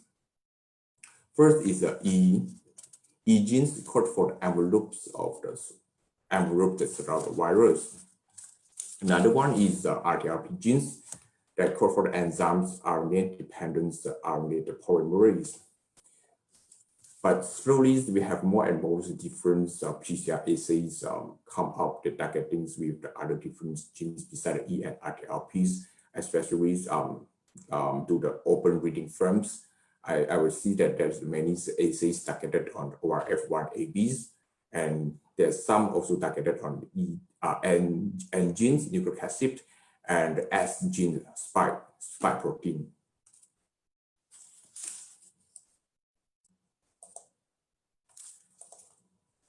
So Nugenix, our lab is a specialized molecular labs. We are the one of the first labs offering the COVID-19 PCR assays in Malaysia. So we are not only provide the diagnostic service, but we also have R&D departments that collaborate with research university and the research hospitals for some epidemiology study, as well as development of some assays like the microarrays, NGS, PCR assay. So now we have more than 50 molecular diagnostic types covering the infectious disease, genetic disease, cancer testings. And in the January's, actually, we are busy with influenza A and B testings, and there's outbreaks in Malaysia. So in the early January, so we are busy for the respiratory panel testings. And we know that the first cases of the COVID-19 happens in China. So we already start do the preparations to set up the COVID-19 test. So at the time, we just source out what the key reagents are available, PCR tests or antibody tests, and we also check with the WHOs, like what the safety protocols we need to prepare, like what the PPE we need, what types of the PPE, the masks, facials, and what are the safety protocols. But at the times that we have, we do not have any experience as this is a new virus, and we are limited of the informations or details. And at that times, we are first using the protocols from the WHO's targeting the E and RTRP's genes. And we also don't have any the positive samples, as there's not any the positive case in Malaysia in early January. So we just do some evaluations using our respiratory specimens. For example, like the sputums, nasopharyngeal swabs, the bronchial alveolar, the lavage, and do some the evaluations to make sure the tests are the valid positive control and the negative controls are valid in the runs. So in the early of the February, we start offering the tests, and the first cases of the virus were detected in Malaysia on 25th of the January. And from that time, the hospital start want to send some specimens for the COVID-19 testings. So at the time, we using one of the platforms, the Roche platforms, to test for the every specimens. And our first positive cases, first positive case from our labs were detected in around middle of the February. And we are also the first private labs to detect the positive case. But in January and February, actually, there is no much positive case around less than 30 positive case. And after that, there's a massive spike after there is a religious events, and the positive cases keep on increasing, and the demand for the RT-PCR test also increased. So in March and April, we upgrade our test capacities, and we also setting up another labs in the same buildings to increase our test capacities. So we convert from the manual extractions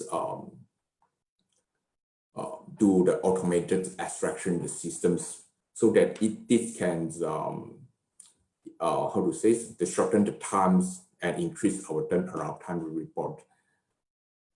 And then after that, in May, we also set up another labs using a high throughput automated systems, which can increase our test capacity to 2,000 to 3,000 per day.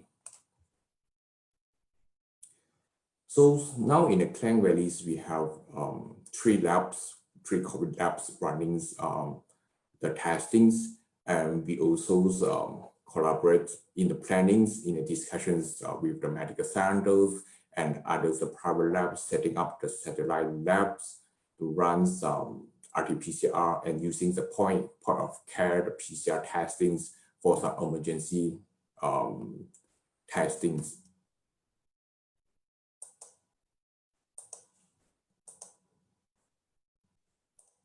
So these the protocols, the workflows for the RT-PCR.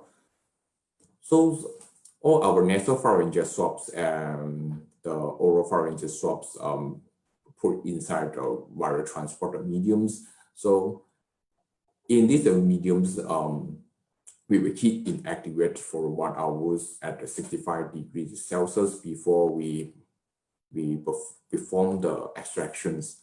Of course, we have another alternative way is we put in the VTMs that have the ingredients that inactivate the virus, so we can skip these steps and straight away to the extractions.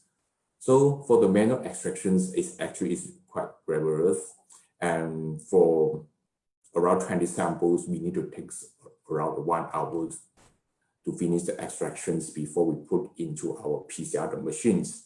So after that, we upgrade our extractions methods to the automated methods, so that this can be give the shortened turnaround times.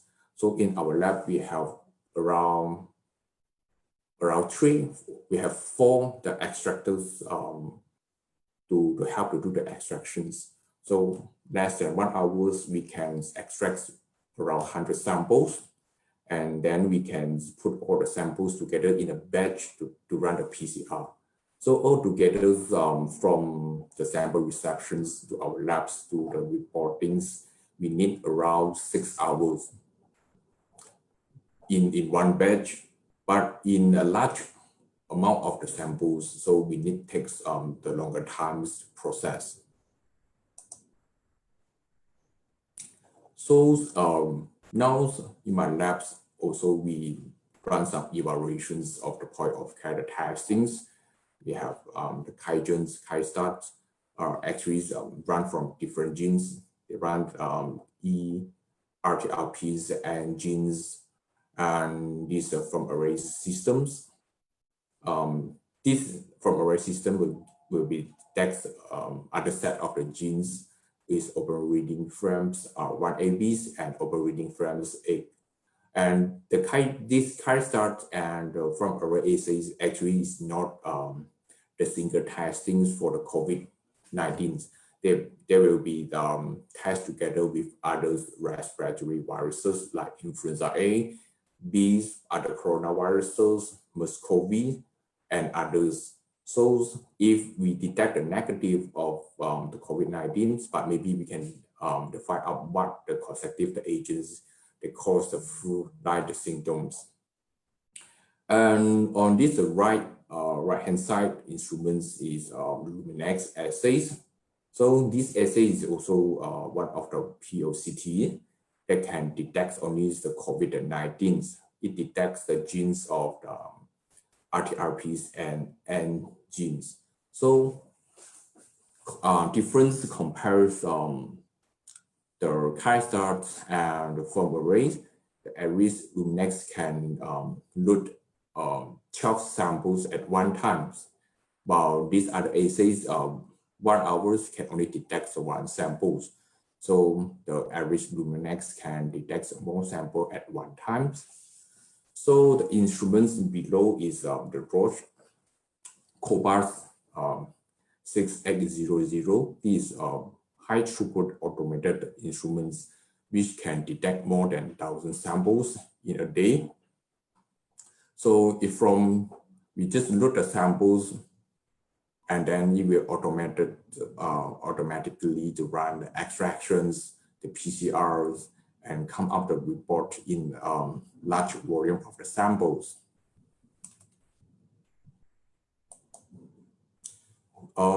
This is our 3 layers packagings.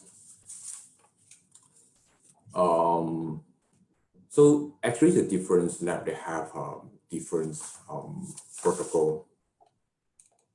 So in our labs that we use the VKMs and with the parafilms, and then together with the gauze to prevent any leak of the sample. So we will put into another centrifuge tubes and we place into the specimen pack before we put into the ice box, contain the ice packs and ships from the hospitals to our labs in the cold chains. And then we have the monitor systems to monitor temperatures to make sure that the temperatures is within the 40 degrees Celsius when we reach to our lab. So actually, we do not have any information and details. So until that of the March, WHO's released the interim guidance about what the lab testings of the suspected human cases, precautions of the specimen collections, packing, shipments, what the genes detected. So we just follow the previous the pandemics or previous the epidemics like the SARS and MERS-CoV, and we just start to provide the testings and to ease the burdens of the government, the hospitals, and run the test in Malaysia. So After that, we also show some like comparison studies between different platforms. So before we approved by the Ministry of the Health, so they will send a positive samples to all the private labs to test whether we the valid to run the test.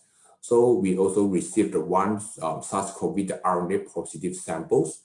So we run into 3 different platforms, and these are CT values for the E genes, RTRPs, and Ns.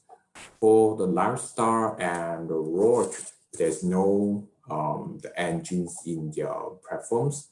And for the C genes, we can detect all these 3 genes multiplex. Based on the CT values, we can see that the C genes, the platform, they give quite a good CT values compared the lifestyle and the Roche. The low CT values means that the high detections rate for virus. So these the comparisons result between the ARIS, ARIS assay from the Luminex, and the OPLEX is the Stringent assays. So we running the evaluation now, and I show you all around the 10 samples, but out of the 10, around 6 samples, positive samples shows the difference different result compared to C genes. Also, we need to further run the evaluation and increase the sample size. And one of the factors we suspicious is maybe the heat inactivations of the VTM will be decreased the sensitivity of the test, the performance. So in subsequent the comparison study, we will use the inactivated the VTMs and then skip the heat inactivations, the methods. So we will see what is the performance of this ARIS SARS-CoV-2 assay. And this is the comparisons between the C genes and the high throughput, the Roche, the Cobars 600X. 6800s the instruments. So far, all the results are comparable, except there is one that CT's values are undetected. So for this negative, in comparables result, we will test with others platforms also shows negative. Most likely is because of degradations of the RNAs, because we store these positive samples, we store quite a long time, and there's degradations of the RNAs of the virus. So I think with the PCR, we have also need evaluating the serology testings. And based on just now the curve, the presented by the Dr. Inga and Dr. Manis, we can see that the virus will be decreased. The number of the virus will decrease after certain of sometimes 2 to 3 weeks. So, and most of the cases in Malaysia, some portions are asymptomatic. That's why based on the RT-PCR, sometimes we can give a false negative result, especially the virus decrease to the undetectable levels. So I think in the next, we will complement with the serology testing to increase the sensitivities of the test and to minimize the false positive. So this is all of my presentations.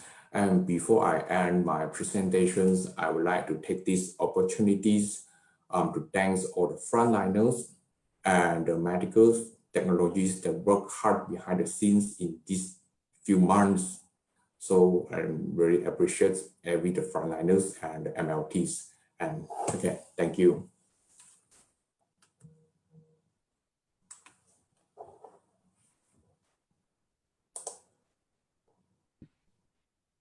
Thank you very much, Dr. Kwan. Now, you may post your questions at the chat box. We will proceed with the fourth speaker. The fourth speaker will discuss heightened awareness of biosafety and biosecurity in clinical laboratories. He is our technical person for this webinar, so we rely mostly heavily on him in hosting this webinar. He is a medical technology graduate with MS in medical technology and ongoing PhD in medical technology at University of Santo Tomas. He has the following eligibility as professional: civil service, registered medical technology, certified biosafety officer, IATA,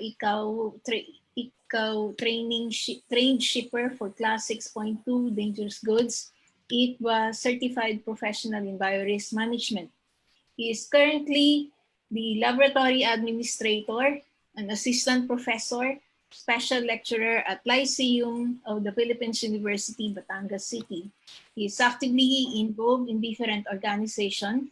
Currently, he is the PAMET Regional Director of South Luzon, Biorisk Association of the Philippines Board of Director, Philippine and Biosecurity Association as Auditor, and Board of Director of the Philippine Association of Schools of Medical Technology.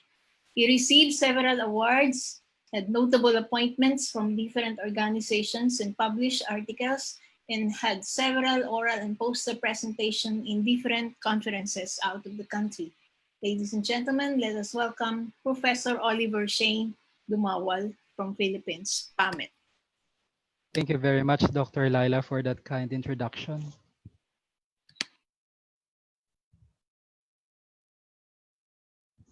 So I extend my warmest greetings to our fellow colleagues, fellow laboratory professionals from the Philippines and other ASEAN countries. I would like to thank the ASEAN Association for Clinical Laboratory Sciences and the Philippine Association of Medical Technologists for extending their, for allowing me to present this short lecture. So I'll be discussing the heightened awareness of laboratory biosafety and biosecurity in clinical laboratories as brought about by the COVID-19 pandemic. So first, let us do some definitions and differentiate biosafety from biosecurity. So biosafety are the containment principles, technologies, practices that we basically implement in a laboratory setting to prevent the unintentional or accidental exposure of laboratory professionals to pathogens and other biological agents. And the principles involved when dealing with laboratory biosafety deals with practices and procedures, safety equipment, facility design and construction, as well as increasing levels of protection via the increasing risk posed by the biological agents being handled by the laboratory facility. Now, in terms of laboratory biosecurity, these are institutional and personal security measures that we implement to prevent the loss, theft, misuse, diversion, or intentional or deliberate release of pathogens and toxins. So the pillars of biosecurity includes the physical security, personal security, pathogen security, transport security, and information security. In the ongoing revision of the 4th edition of the WHO Biosafety Manual, 3 additional pillars were added, which includes incidents and emergency response, emerging biotechnology, and dual-use research of concern. To highlight the difference between the two, biosafety refers to the accidental or unintentional release of biological agents or exposure to the said biological agents, while biosecurity refers to the intentional or deliberate release of the said biological agents. Simply put, and in layman's term, when we are talking of biosafety, we are protecting people from bad bugs. And when we are talking of laboratory biosecurity, we are protecting bad bugs from bad people. Now, in terms of laboratory biorisk management, biorisk refers to the cumulative effect of the consequence of a harm posed by a biological agent, as well as the likelihood of the said harm posed to the laboratory professional. This is not merely adding the concepts of biosafety and biosecurity, but rather adding the consequence and likelihood of exposure to the said biological agent. Now, what we want to do when we are implementing biorisk management is we want to identify and reduce the risks before they evolve into near misses or harmful incidents.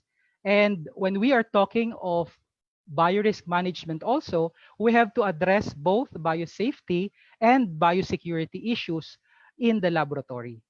So what we want is we want to provide the highest practical protection and the lowest practical exposure.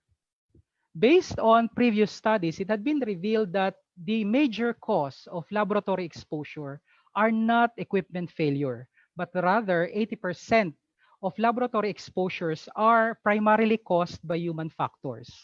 This includes, but are not limited to, wrong or inadequate personal protective equipment when dealing with biological agents, as well as non-compliance in existing laboratory policies like hand washing or the no eating policy in the laboratory. In this study by Seng Sanaman, Lamont, and Blackwell in 2018, involving laboratory-acquired infections from 1982 to 2016, which involves about 27 cases, it can be seen that the reality of acquiring a laboratory-acquired infection in our facility in the Asia-Pacific region is a big reality. And this is magnified by the advent of COVID-19 caused by SARS-CoV-2, which is, of course, a very infectious biological agent. Now, there are 4 risk group classifications with increasing risk as you increase the number. So, for example, 1 is a very low infectivity rate, basically not causing any infection. And then as you go higher with your risk groups, the possibility of infection with regards to either at a community-based setting or individual setting also increases. And when we are talking of SARS-CoV-2, the causative agent of COVID-19, this is a risk group 3 agent based on existing databases. In this case, this is from the ePathogen risk group database from Canada. In terms of the number of cases in the ASEAN region, this is the latest that I was able to get, quite dated about 4 days ago, June 22. But we can see that for the entire ASEAN region, there are more than 50,000 cases of COVID-19 which have been recorded so far. And in case of the total number of cases, the highest are in Indonesia, Singapore, and the Philippines. For the Philippines alone, yesterday, on the latest bulletin issued by the Department of Health, the total number of cases in the Philippines is around 34,000. And yesterday alone, we reported about more than 1,000 cases. It is apparent by looking at the incidence of COVID-19 among ASEAN countries that the ASEAN must really enact measures to address the threat posed by the COVID-19 pandemic. And in this epic curve, among ASEAN member states generated by the ASEAN Biodiaspora Virtual Center, you can see that there is really a logarithmic increase in the number of cases, particularly for Indonesia, Singapore, and the Philippines. In the last week alone, from June 19 to June 25, you can see that based on the data by the ASEAN Biodiaspora Virtual Center, majority of ASEAN countries are still actively reporting cases of COVID-19. There are several ASEAN mechanisms that have been designed to address the risk posed by the COVID-19 outbreak. For example, in the Philippines hosts the ASEAN Biodiaspora Virtual Center, which is a big data analytics and visualization center led by the said country. And other ASEAN countries are also doing their part in addressing the COVID-19 pandemic. However, it is apparent since from the start of the spread of this disease that at the forefront and of addressing and mitigating the risk posed by COVID-19, the laboratory, particularly the clinical laboratory, plays a very pivotal role. In fact, in cases of epidemiological surveillance, diagnosis, staging, prognostication, therapeutic monitoring, and epidemiological surveillance of COVID-19, the laboratory plays a central part for all of these measures. However, it is also apparent that the laboratory is a dangerous place, particularly because of the various biological agents and samples that we process day in and out. In 2012, the problems with regards to biosafety measures in developing world, particularly for the Asia Pacific, had been highlighted. In fact, the former president of the Asia Pacific Biosafety Association mentioned that the strength of a chain is based on its weakest link, and developing countries, particularly those in the Asia Pacific region, are considered as the weakest link. In 2017, ASEAN member states have agreed that there is a need to strengthen cooperation in biosafety and biosecurity, and to build capacity in biosafety and biosecurity for laboratory and hospital technicians. In this survey of bioscience research practices in Asia and its implication for biosafety and biosecurity, which involves 3 tiers of participants: advanced respondents from China, Hong Kong, Japan, Korea, Singapore, and India; emerging respondents from Pakistan, Thailand, Taiwan, and Malaysia; and developing respondents from Indonesia, Cambodia, Vietnam, Bangladesh, Philippines, and Sri Lanka. It was reported that these laboratories in these countries are working on different pathogens. Noticeably, however, the higher risk group pathogens are being handled more by developing tiers rather than by advanced and emerging tier. And the conundrum here is that although most laboratories in developing countries are handling the more dangerous pathogens, the implementation of biosafety and biosecurity measures are usually lower also for these developing countries. Many of the respondents indicated that their work was hampered by a lack of adequate resources and difficulty in accessing critical resources. Also, many of these researchers work with pathogens and toxins under less stringent laboratory biosafety and biosecurity conditions if compared with our Western counterparts. In a regional workshop held in India in 2008, several biosafety issues were highlighted with regards to the biosafety programs in the Southeast Asia region. For example, there are virtually non-existent biosafety programs based on this regional workshop, and the safety awareness and biosafety practices typically decline in quality from the central laboratory to the peripheral labs. Also, specific training programs by countries and by the WHO are usually inadequate for this region, and designated biosafety officers are very rare in these countries. Biosafety guidelines are usually not available or implemented, and a few institutes have the spill management procedures and post-exposure management policies for their laboratory personnel. Also, there is minimal documentation of safety errors and laboratory-acquired infections. Mandatory immunizations, which can prevent potential infections, are very minimal or non-existent, and there are often unavailability or inadequacy of PPEs. Expertise are available, however, coordination between various stakeholders are often limited, and national organizations focusing on biosafety and biosecurity are often limited. These findings of this regional workshop way back in 2008 are highly magnified now by the emergence of SARS-CoV-2, the causative agent of COVID-19. In the Philippine scenario, we have about more than 1,000 licensed private hospitals and more than 700 public hospitals. Of these, 70 are taken care of by the Department of Health, while the rest are taken care of by the local government units and other state-run agencies. Therefore, what is essential when it comes to the advent of SARS-CoV-2 and the COVID-19 pandemic is the ability to balance the capability of our laboratories in terms of test, technology, skills, and biosafety level with the capacity of the said laboratories in terms of workload and workforce. However, in the Philippines, and I think also with most of our ASEAN counterparts, we face several challenges, and this includes limited resources, limited training, limited support, limited regulation, and limited reporting. In this article in April 2020, it was revealed that with the advent of SARS-CoV-2, the hospital facilities are ill-equipped in the diagnosis and handling of the said pathogen.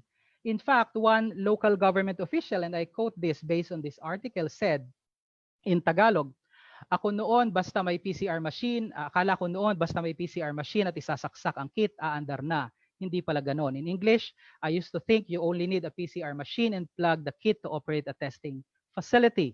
It's not that easy. Because the first tendency of local government officials is to build laboratories to address the gap in the diagnosis of COVID-19. And it became apparent that there is difficulty in setting the laboratories, particularly because in the Philippines, molecular biology and molecular techniques are not yet mainstream. The former Department of Health Secretary, Dr. Manuel Dairit, said that during the early stages of the emergence of the disease in the country, that the state of laboratory facilities and hospital facilities are very primitive. And I quote, we are in the caveman days of testing. We are in the primitive stages. And this is what we want to address. In the Philippines, there are several regulations when it comes to biosafety. And in fact, we have a national biosafety framework and a national council for biosafety.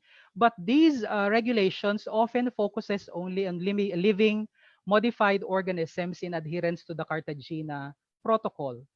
However, the Department of Health do include in their licensing tool the existence of a policy for laboratory biosafety and biosecurity even before the emergence of SARS-CoV-2.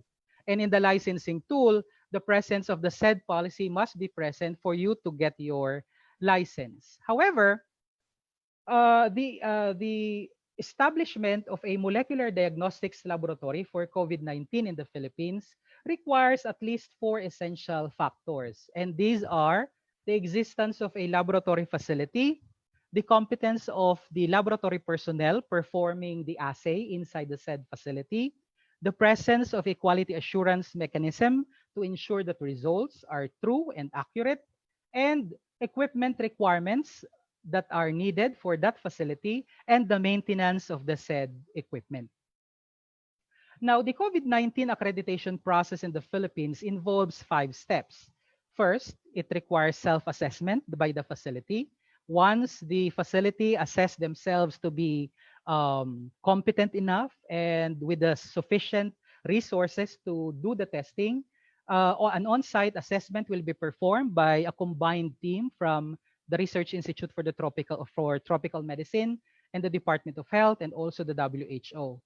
Any findings of the said on-site assessment team will have to be complied. That's the third step. And then this is followed by proficiency testing of medical technologists involved in the said laboratory for COVID-19. And finally, if they pass the proficiency test, the recommendation for LTO issuance. The existing administrative order that guides the licensing of facilities to operate a COVID-19 is under Administrative Order number 2020, number 14-A, issued last May 2020. And in the said guideline, or rather administrative order, it was mentioned that for a laboratory to be able to perform COVID-19 testing, the laboratory staff should have the following trainings. First, fundamentals of biosafety and biosecurity, which will cover biological risk assessment, mitigation controls, personal protective equipment, specimen transport, waste management, decontamination and disposal, and emergency responses, including biological spill drill. Now, by the numbers, in terms of the capacity of the Philippines to perform COVID-19 testing, as of June 25, we have performed so far 594,000 tests, and the positivity rate is around 6.9%, which is at par with our other ASEAN counterparts. The testing capacity is approximately 42,000 tests per day. However, it is emphasized that this testing capacity is the maximum testing capacity of the laboratory and does not, in reality, translate to an actual number of tests. So far, nationwide, we have 67 accredited testing laboratories.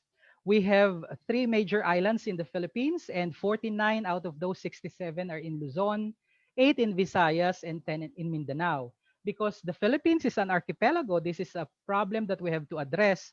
The very huge geographical distance between the islands can be a factor in ensuring the sufficient coverage for COVID-19 testing in the country. Now, in terms of entity, majority of these COVID-19 testing facilities are public in nature, operated by the government to some extent, and 27 are privately managed.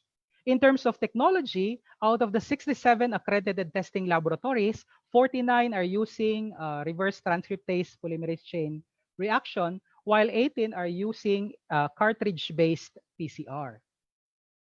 Now, there are 4 biosafety levels that we all know. And the higher the biosafety levels, we know that the higher also the pathogen that it can contain. And in the Philippines, through the recommendation of WHO, the minimum biosafety level required for molecular diagnosis of COVID-19 is a biosafety level 2 guidelines. However, with the advent of rapid test kits, there had been some confusion on what level of biosafety and biosecurity measures should be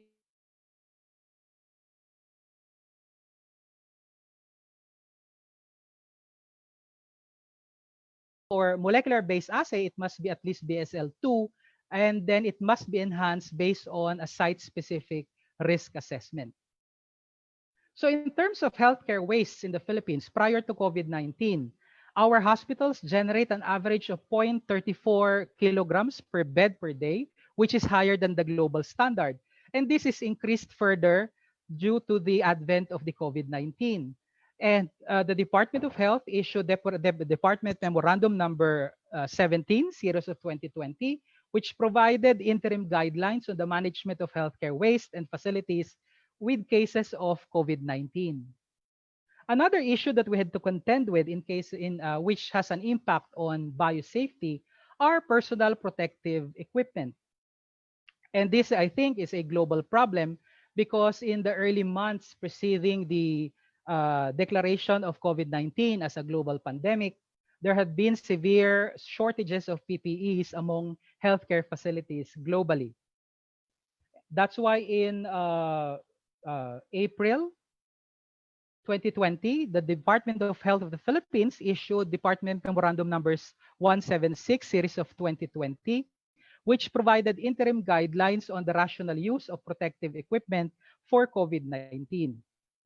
But even before the advent of COVID-19, there had been existing issuances when it comes to professionals working in dangerous occupations and the provisions of personal protective equipment. For example, the DOLE Occupational Safety and Health Standards Rule 1080 had provisions already for personal protective equipment and devices, and Department Order number 131B had included professionals working with biological agents as hazardous establishments, which therefore qualifies them for access to PPEs. And Department Order number 182 of the Department of Labor of Employment also states that for those who are employed in the private healthcare establishments are required to provide their employees with appropriate PPEs. So there are several mitigation control measures that we have been implementing to address the threat of COVID-19. However, much of the focus maybe because this is lesser in terms of cost and complexity of use. However, it should be emphasized that in terms of effectiveness, PPEs are the least effective.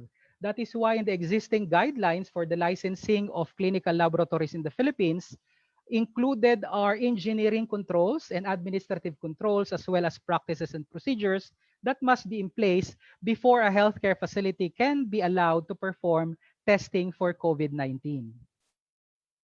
The reporting of incidents and accidents are also very minimal, and we do not have a national mechanism to ensure that all of the LAIs are reported on a national scale.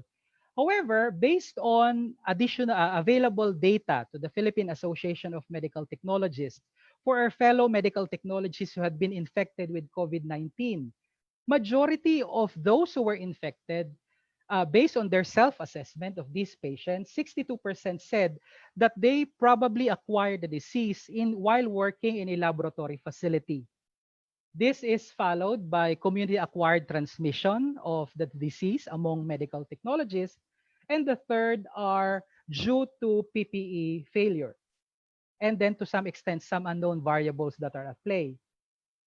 So going back to this biosafety and biosecurity workshop in India in 2008, it was emphasized that most countries in the Southeast Asia have a greater emphasis on biosafety rather than on biosecurity.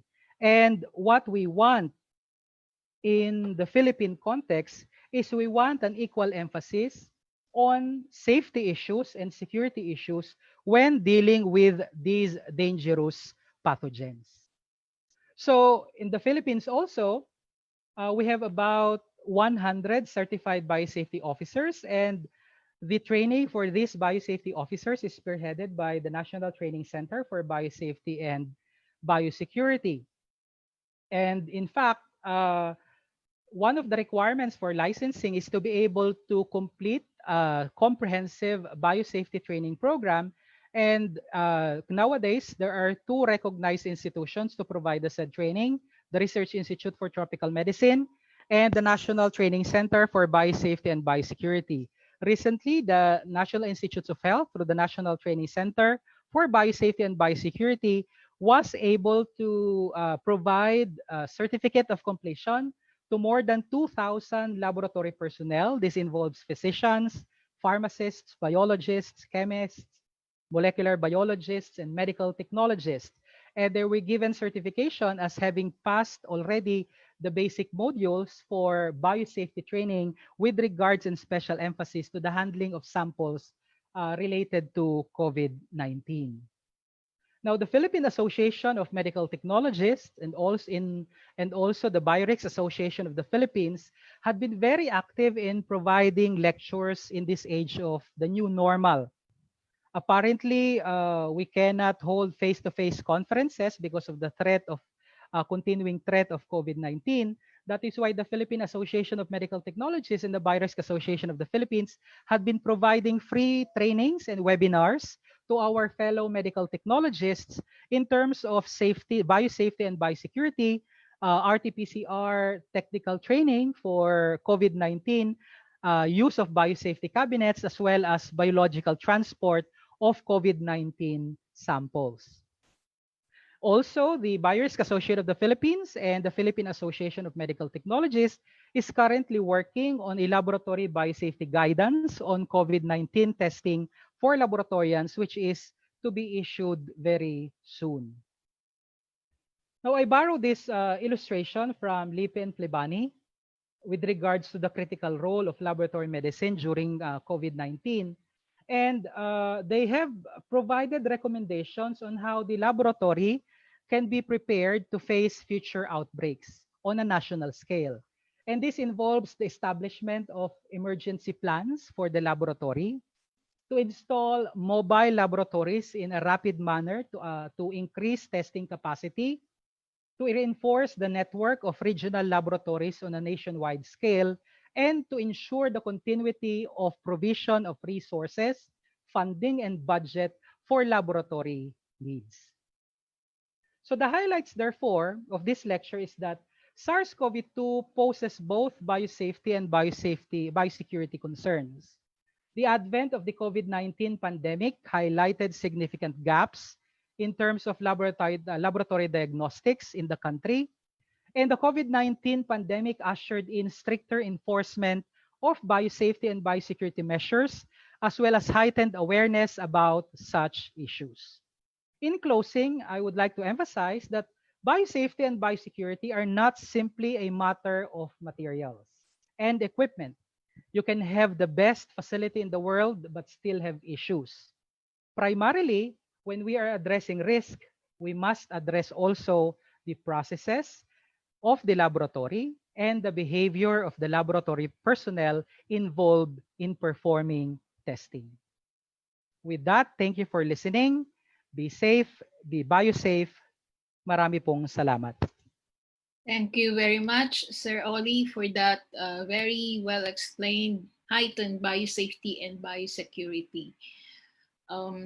We will now go to question and answer. So the speakers can now unmute and I will place the question. Okay, the first question is directed to Dr. Endang. It's about the schools, the internship program, and the laboratory techniques to be learned by the students. Now that we have social distancing and we're using the webinar and lecture format, how do you think can we cope up with the learnings for medical technologies? Dr. Endang, are you there?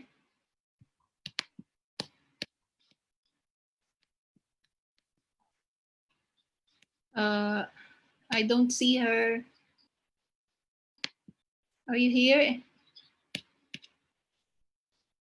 Anyone from the speakers who would like to answer? Dr. Laila? Yes. So in terms of the Philippines, the Commission on Higher Education still is not allowing face-to-face interaction between teachers. And this holds true for internship. That is why in a recent move by the Philippine Association of Schools of Medical Technology, they are advocating flexible learning, wherein there will be no actual rotation still in hospital facilities while this pandemic is still ongoing. And the interns will meanwhile work on case studies, journal critique, and the like as a substitute for actual internship rotation. So we are really using a different format now for medical technology students. Yes. So one of the concern here is because skills interaction is not face-to-face, so the skills may be put into question. Yes. So that is why for the meantime, flexible learning is being recommended. But once restrictions are lifted, then that's the only time that we can allow the interns back to their hospital rotations. Okay, thank you, Sir Oli. What about the other speakers? You have anything to say? If none, there is another question regarding the ethics. Ethics issue about the use of samples for research when they are taken for diagnostic purpose. What can you say about that, Dr. Koan? Okay. Hello. Yes, we can hear you, Doctor. Yeah, can you repeat again because my slide not so good here. All right, it's about taking samples for research when they are taken for diagnostic purpose only. So what are the technical issues that we may encounter? Sorry, again, what the technical issue?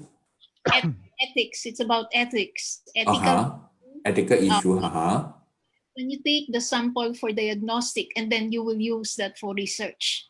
Oh, okay. Actually, in Malaysia, we need to apply technicals,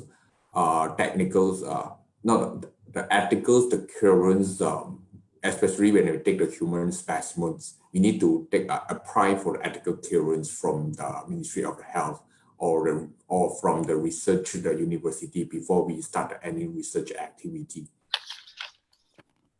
All right. Thank you very much, Dr. Kuan. There is another question. This is for Dr. Mani. Is there an application already available to download for relaying results to patients? What is the name of the app? Actually, for this kind of applications, they do have one company which is doing their application and apply to work with the hospital. Actually, this application is not in public because it's the private asset. They can offer this kind of application to the hospital if they have the agreement with the hospitals to provide this kind of service to the hospital. Yep. So is there a company involved in this? Yes, that is in the private company. Yep. All right. So I think we're not using it yet in the Philippines. So most likely it's only in Thailand. What about in Malaysia? Do you have that app too, Dr. Kuan?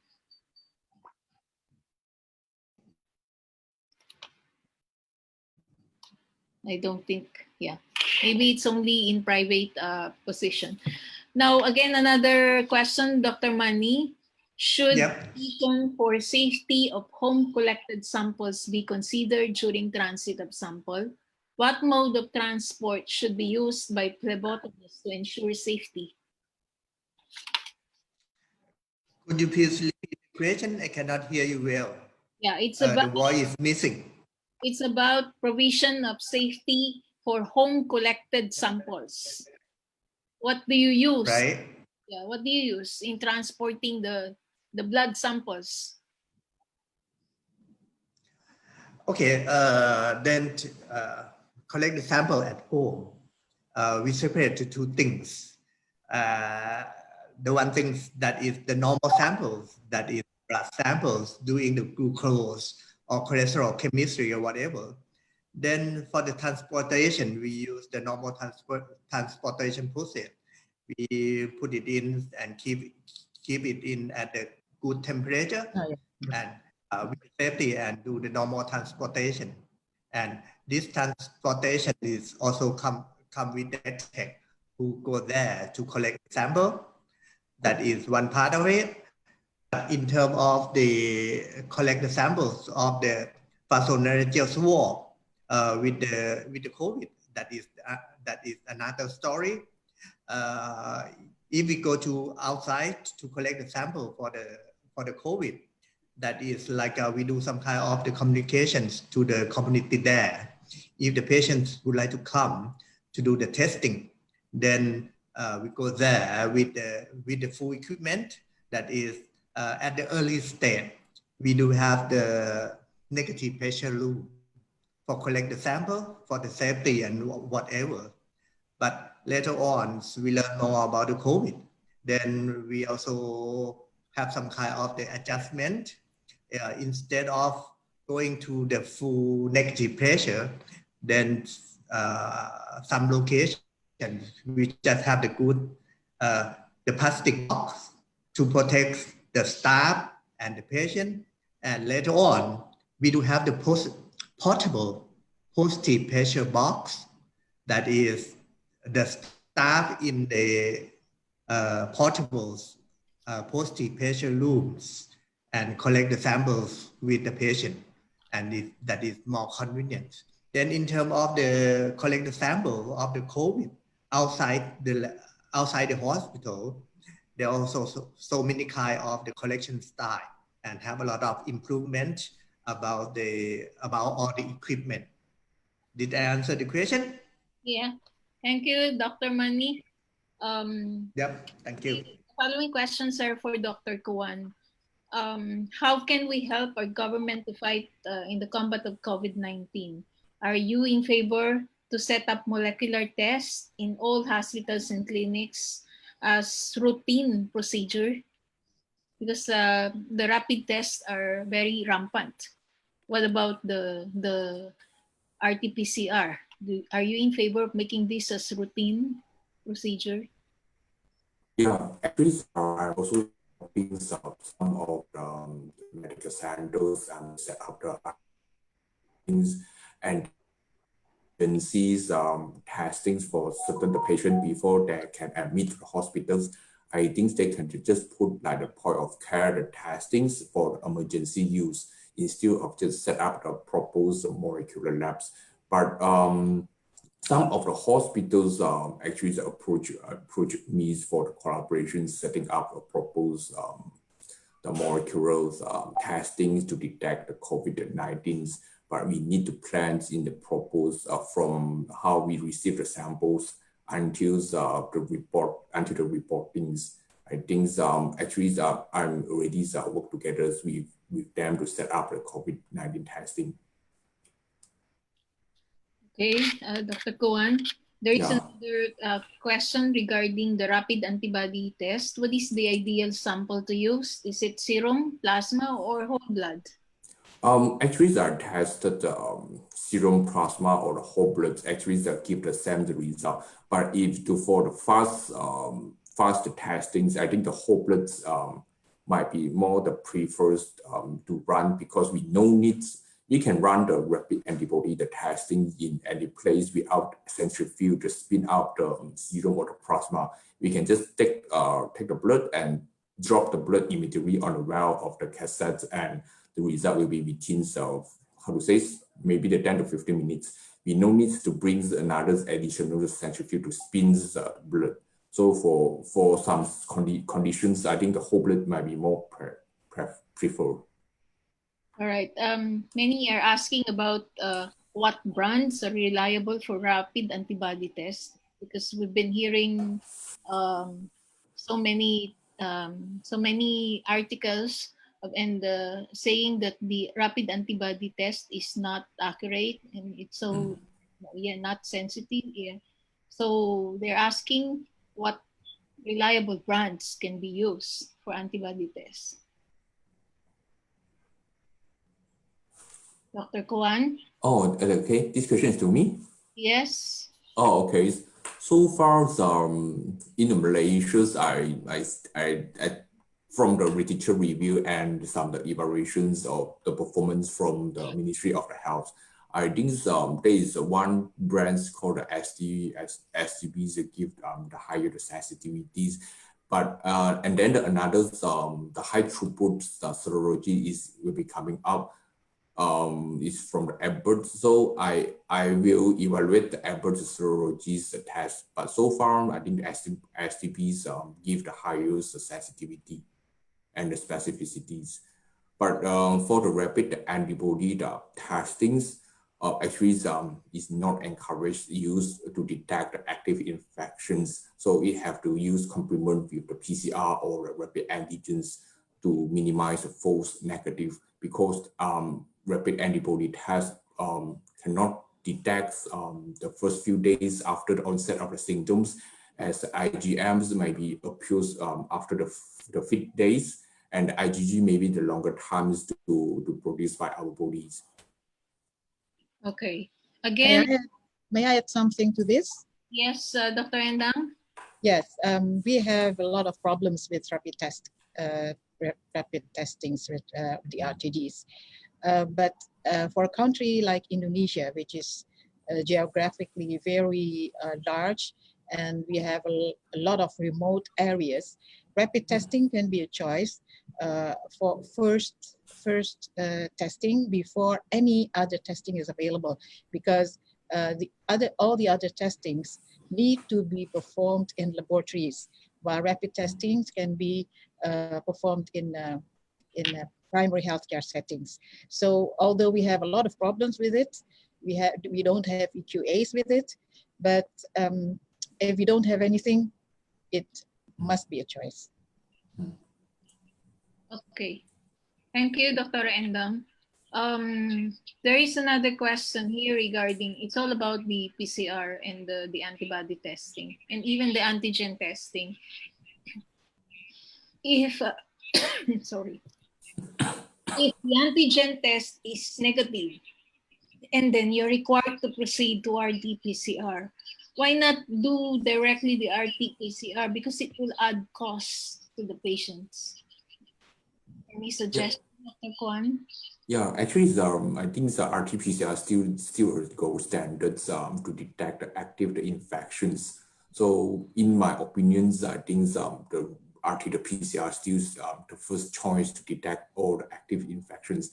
But however, RT-PCR is one thing is costly. The second thing is the workflow is long. So that's why in some of the conditions, our government is still using the rapid antigens to run the mass screenings in some certain entry points. Okay, again, regarding the rapid testing, it says it requires wells for sample and diluent to be dropped. Can they be interchangeably added for sample and the diluent? Hello, Dr. Laila. Yes. I think this has been quite an issue way back several weeks ago. But it is important to note that when the kits were validated by the manufacturers, the wells had been designated separately for the sample and the buffer, which means that doing it in any other way other than the validated procedure that had been prescribed by the manufacturer will result to may result rather to faulty results. So we need to refer always to the package inserts and always adhere to the technical guidance provided by the technical inserts in doing the assay. Yeah. Thank you, Sir Oli, for that answer. I think well explained. We should follow the manufacturer's guidance. Now, there is a question about turnaround time. What is the turnaround time of RT-PCR in your country? In Malaysia, what is the turnaround time of RT-PCR?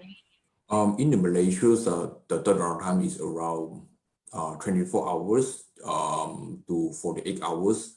In my labs, our TAT is most of the time is 7 days. We can give the result. So within the days, we actually can deliver all the reports to doctors. Yeah. What about in Thailand, Dr. Mani? What is the turnaround time? Actually, the lab can give result real-time PCR on the next day. That is the yes. All right, because we're having a backlog in RT-PCR here, primarily, most likely because of the insufficient supplies of their agents, the other things related to RT-PCR. So it's taking them a long time before they can release the results, especially for the OFW and those coming from abroad. What about in Indonesia? What is the turnaround time of RT-PCR? Yeah, that varies a lot. So in Indonesia, we have a lot of private hospitals and private labs to offer the RT-PCR tests. If it comes to the government laboratories, it might come to about 5 days, but some private hospital, private labs, they can come with a turnaround time of 24 hours to 2 days. Thank you, Dr. Endang. And there is another question here regarding the presentation you made, Dr. Koan. It's about the comparison of table between Stringent and Roche. And I think the result is one is negative and the other one is positive. What result was released? Or how did you resolve the issue of incomparable results? Actually, there are all these positive samples actually runs using the Stringent and release the result. Then we store all the positive samples in terms of either the inactivated VTMs or the nucleic acids. We store all these positive samples. So after some times, we just run some comparisons with the other platforms. So some of the samples that we store, I think it's a few weeks. That's why some of the platform they will show negative result. Negative, negative because we believe that something like the degradations of the RNAs. So these comparisons in the last slide is with the Roche system. Actually, it's not side by side the comparisons, but we just use some positive sample that we store and we run against with the Roche systems, because this Roche, the high throughput system instrument is recently bring into our labs. So we just want to see how is the performance roughly. Although we have also some positive, true positive samples. The samples is from our national health lab. Yeah. Okay, Dr. Koan. There is a question here about the use of pooling samples for RT-PCR. What are your thoughts about pooling the sample? For my own opinions, I don't think it's a good practice to pool the samples, especially like if the weak positive, like we pull 3 or 4 the VTM into one sample and run the extractions, we might big probabilities to miss the weak positive samples, or those sometimes we can can save the cost, but there's a high chance of the false negative happens. So in the view of my opinions, I'm actually not encouraged to do the sample pooling. Okay, so because we're actually looking into that polling of samples in Philippines, so we are still studying the possibility of doing that. I think the other countries are doing, like Singapore, and I don't know if it will be possible for us. We will see. What about the use of saliva? I know the saliva is also can also be used as sample. Have you been using that in your laboratory? So far, in my laboratories, we did not use saliva samples, but actually, I'm quite interested to do some validations on saliva samples. But I still searching how to preserve the salivas from one place to another place, so to preserve the virus in the saliva samples. But I know that some of my colleagues, my friends told me that it's possible to use the saliva samples, and this will make sample collections more easy compared to the nasopharyngeal or oropharyngeal swabs. Okay. Okay, thank you, Dr. Koan. Now, what about taking samples from dead patient? Do you still recommend the use of nasopharyngeal from the dead patient for verification? This is for verification of some patients who died to check whether it's really from COVID or what. So have you done any collection of sample from the dead patient? So far, no. So far I did not do any validations from the deaf persons. In the Philippines, Ma'am Laila? Yes. So in the Philippines, we do post-mortem collection of samples, but Okay. this is done primarily on an epidemiological viewpoint. Okay. Thank you. Thank you. There's still many questions in the chat box. We will try to make a tally of these questions and send them to the speakers, and then let them answer, and then we will post the answers in the website. Okay.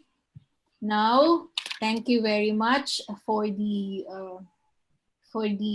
very relevant talk of our 4 speakers, Dr. Endang, Dr. Manny Tachanviria, Dr. Chi Shan Kwan, and Professor Oliver Dumaway. Now, Dr. Endang talked about the next normal in laboratory medicine. She gave us the insight of what lies ahead of the medical laboratory during the long pandemic marathon and beyond. She even gave us different situations of what to expect next. The telemedicine, the IT, the need for IT, and others. So she also discussed the positioning of the medical laboratory in the future and what needs to be prepared by the medical laboratory practitioner. Dr. Mani, on the other hand, discussed the new normal of medical technologies in Thailand. The COVID-19 accelerated the changes or transformation of the medical technologies working process and mindset. The working process focuses more on safety and patient congestion reduction in line with social distancing practice. The working process has been transformed for all the pre-analytical, analytical, and post-analytical processes. Moreover, the COVID-19 situation also changes the mindset of the medtechs to to the present and out of the labs to do more support and help multidisciplinary activities such as doing the nasopharyngeal swab. We also have volunteers to join the active case findings for COVID patients. With the pandemic of COVID-19, the medtechs are proud to be part of the healthcare staff to help the Thai people be safe from COVID-19. We also changed the working processes which improve the efficiency, safety, and patient satisfaction. The third speaker talked about the experience of a standalone private laboratory in Malaysia.